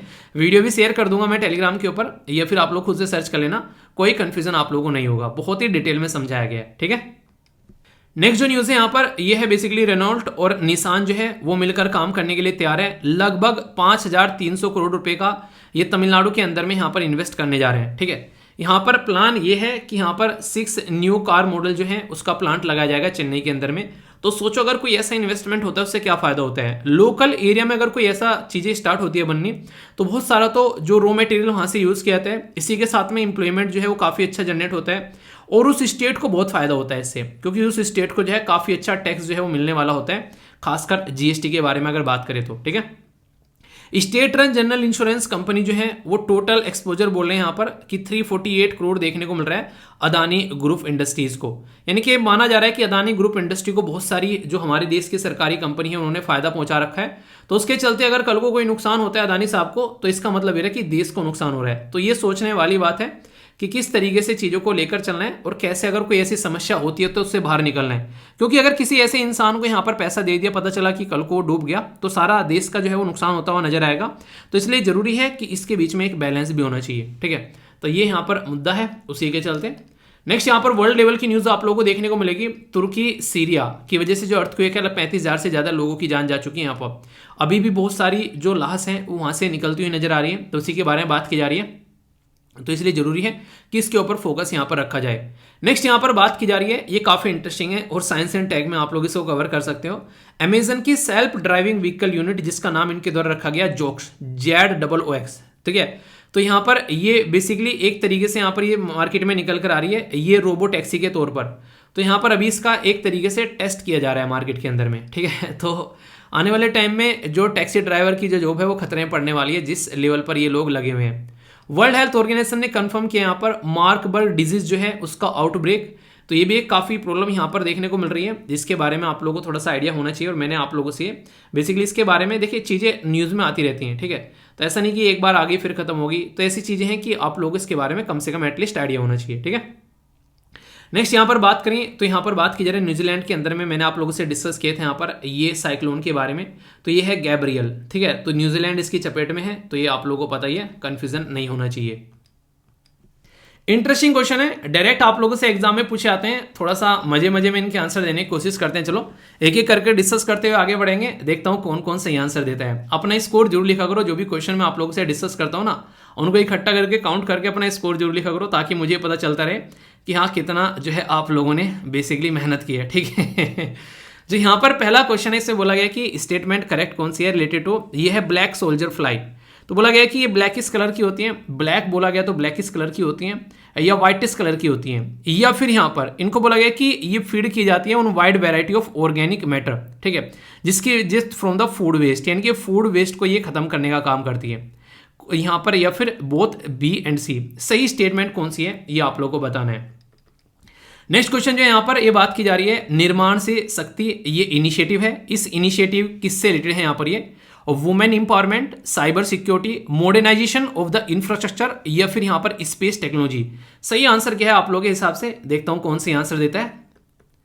इंटरेस्टिंग और इंपॉर्टेंट क्वेश्चन, ऐसे क्वेश्चन आप लोगों से पूछे जा सकते हैं। एविडेंस ऑफ द पेयर, जो भी दफनाए जाते हैं मैन और वुमेन के, कहां पर देखने को मिले, हड़प्पा कल्चर के अंदर में, ठीक है। तो यहां पर बोला गया है सनोली, लोथल, कालीबंगा, या फिर A एंड B। सही आंसर क्या है ये आप लोगों को बताना है। इसके बारे में कुछ और भी बातें बताऊंगा इंटरेस्टिंग, पहले आप लोग आंसर को अटेम्प्ट करो इसको। बोला गया है कि यहाँ पर एक्ट है यहाँ पर जिसके तहत कॉन्स्टिट्यूशनल स्टेटस दिया गया ब्रिटिश टेरिटरी को इंडिया के अंदर में। तो कौन सा वो कानून था? चार्टर एक्ट 1813 का, चार्टर एक्ट 1833 का, चार्टर एक्ट 1853 का, या फिर ऑल ऑफ द अबोव। तो सही आंसर क्या है? A B C F D आप लोगों के हिसाब से ये आप लोगों को बताना है। हिस्ट्री का क्वेश्चन है पर इंटरेस्टिंग क्वेश्चन है, ठीक है। नेक्स्ट यहाँ पर बात की जा रही है कि विच ऑफ द, यहाँ पर बात की जा रही है कि किसके द्वारा यहाँ पर एक तरीके से फाउंड किया गया था, ठीक है।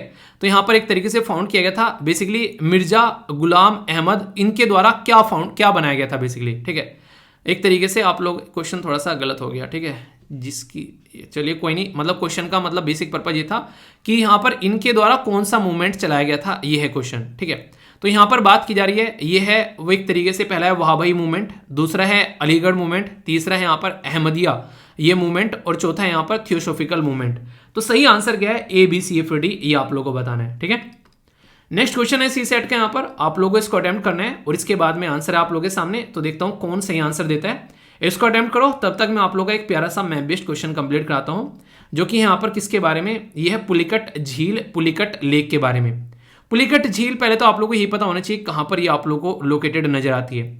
तो याद रखिएगा यहाँ पर ये आंध्र प्रदेश के अंदर में आप लोगों को देखने को मिलेगी, ठीक है। एग्जैक्ट लोकेशन जो इसके आप लोग देख सकते हैं यहाँ पर, मैं थोड़ा सा आप लोगों को जूम करके दिखाता हूँ एक बार। ये जो लेक है ये बिल्कुल बॉर्डर पर आप लोगों को देखने को मिलेगी आंध्र प्रदेश और तमिलनाडु के। कहने के लिए तो यहाँ पर ये बेसिकली आंध्र प्रदेश है, पर लेकिन कुछ पोर्शन आप लोगों को तमिलनाडु में भी देखने को मिलेगा, पर मेजरली आप लोगों को ये आंध्र प्रदेश में नजर आती है, ठीक है। थोड़ा सा पोर्शन आप लोगों को तमिलनाडु में यहाँ पर देखने को मिलेगा, मेजर पोर्शन आप लोगों को यहाँ पर इसका कहाँ पर है, वो है बेसिकली आंध्र प्रदेश में। ये second largest brackish water lake है आफ्टर चिल्का। चिल्का फर्स्ट है, जो कि कहाँ पर है आप लोगों को पता है, बताइए कहाँ पर है? वेस्ट बंगाल में है, उड़ीसा में है, आंध्र प्रदेश में है, फिर तमिलनाडु में है। ऑप्शन है आप लोगों के सामने, ठीक है। देखता हूँ कौन सा आंसर देता है। इसी के साथ में यहाँ पर आप लोगों को देखने को मिलेगी कई सारी ऐसे जीव जंतु पाए जाते हैं जो कि IUCN की रेड लिस्ट में भी जिनको मेंशन किया गया, जिसमें ग्रे पेलिकन आप लोगों को देखने को मिलेगा और पेंटेड स्ट्रोक भी यहाँ पर नजर आएंगे। तो ये पर्टिकुलर एरिया में आप लोगों को यहाँ पर देखने को मिल रही है। तो इसके बारे में कुछ बातें आप लोग याद रखते हैं, एग्जैक्ट लोकेशन भी मैंने दिखा दी, तो कंफ्यूजन आप लोगों को नहीं होना चाहिए इसके बारे में, और कुछ बेसिक इन्फॉर्मेशन भी आप लोगों को प्रोवाइड करा दी। थोड़ा सा डिटेल में पढ़ना है तो पुलिकट लेक बर्ड सेंचुरी आप लोगों को देखने को यहाँ पर मिल जाती है, ठीक है। कुछ और बातें हैं बेसिकली जो कि आप लोग देख सकते हैं, ठीक है। तो कंफ्यूजन नहीं होना चाहिए इसके बारे में। आइए अब आंसर देखते हैं। यहाँ पर जो पहला क्वेश्चन है यहाँ पर ब्लैक सोल्जर फ्लाई, ये आप लोगों को देखने को मिलेगा। इसका आंसर क्या है? इसका आंसर है डी, यानी कि कहने के लिए ब्लैक है लेकिन ये आप लोगों को व्हाइटिश कलर में देखने को मिलेंगे। और यहाँ पर ये फूड वेस्टेज को बेसिकली रोकने का काम इनके द्वारा किया जाता है।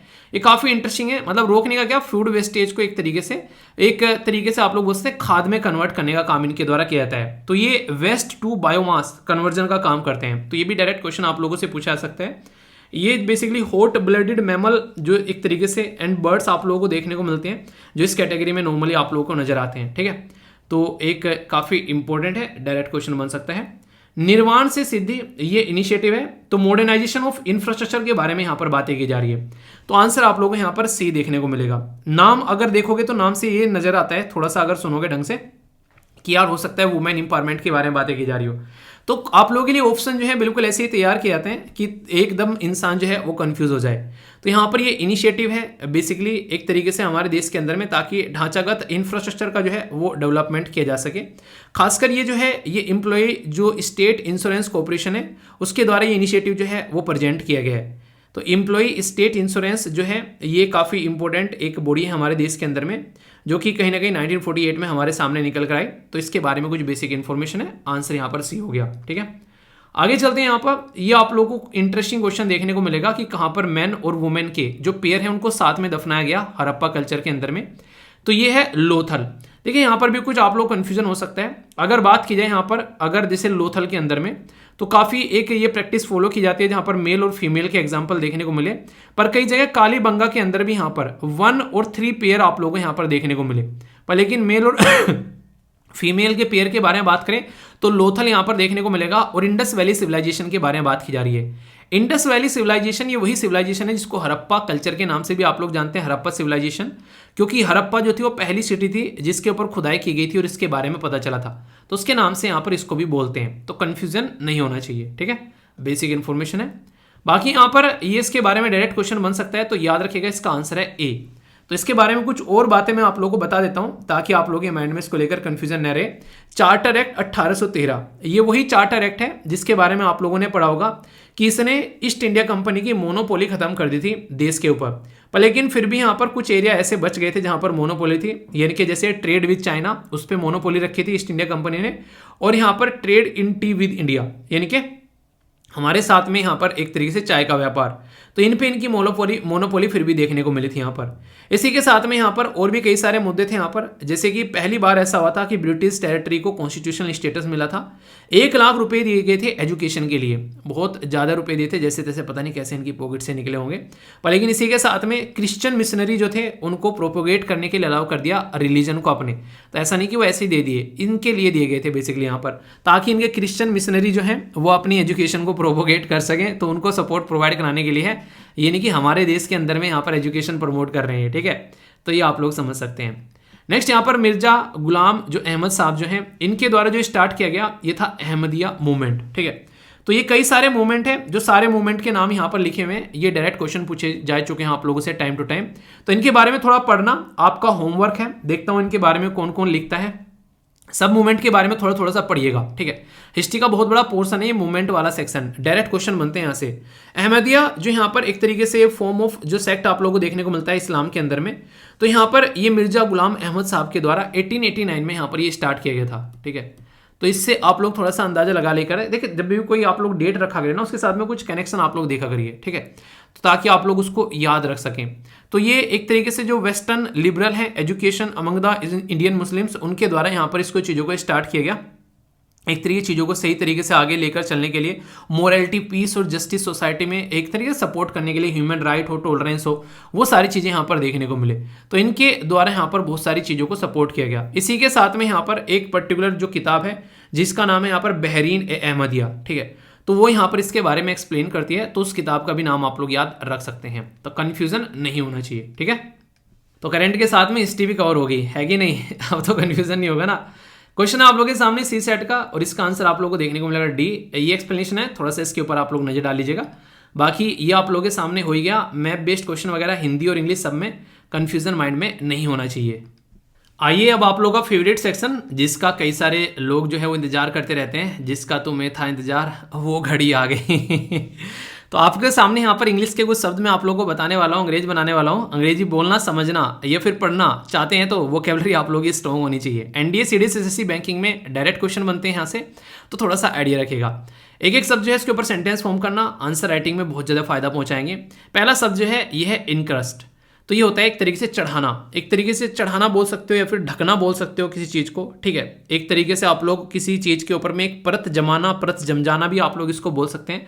कवर करना, कई बार चीज़ों को डेकोरेट भी बोलते हैं, एक तरीके से मेज के ऊपर में जो लगा देते हैं कवर लगा दिया, टीवी के ऊपर कवर लगा दिया, तो काइंड ऑफ आप लोग यहाँ पर बोल सकते हैं, ठीक है। नेक्स्ट जो शब्द है यहाँ पर ये है बेसिकली शिष्टाचार बोला गया हिंदी में, और इंग्लिश में बोला गया इसको कमिटी, ठीक है। तो ये बेसिकली एक तरीका शिष्टाचार आप लोग बोल सकते हैं, किसी के साथ में सही बिहेवियर करना, है नहीं, बड़ों का इज्जत करना, बड़ों का आदर करना हमेशा। देखिए इंसान ना कई बार आप लोगों को देखने को मिलेगा, जैसा जिससे परिवार से निकल कर आता है वैसा ही वो इंसान जो है वो रिएक्ट करता हुआ नजर आता है।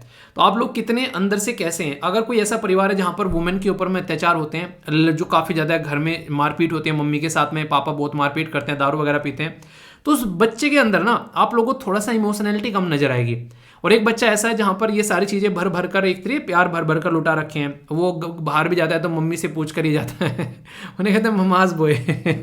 तो वो वाली कंडीशन आप लोगों को एक देखने को मिलेगी।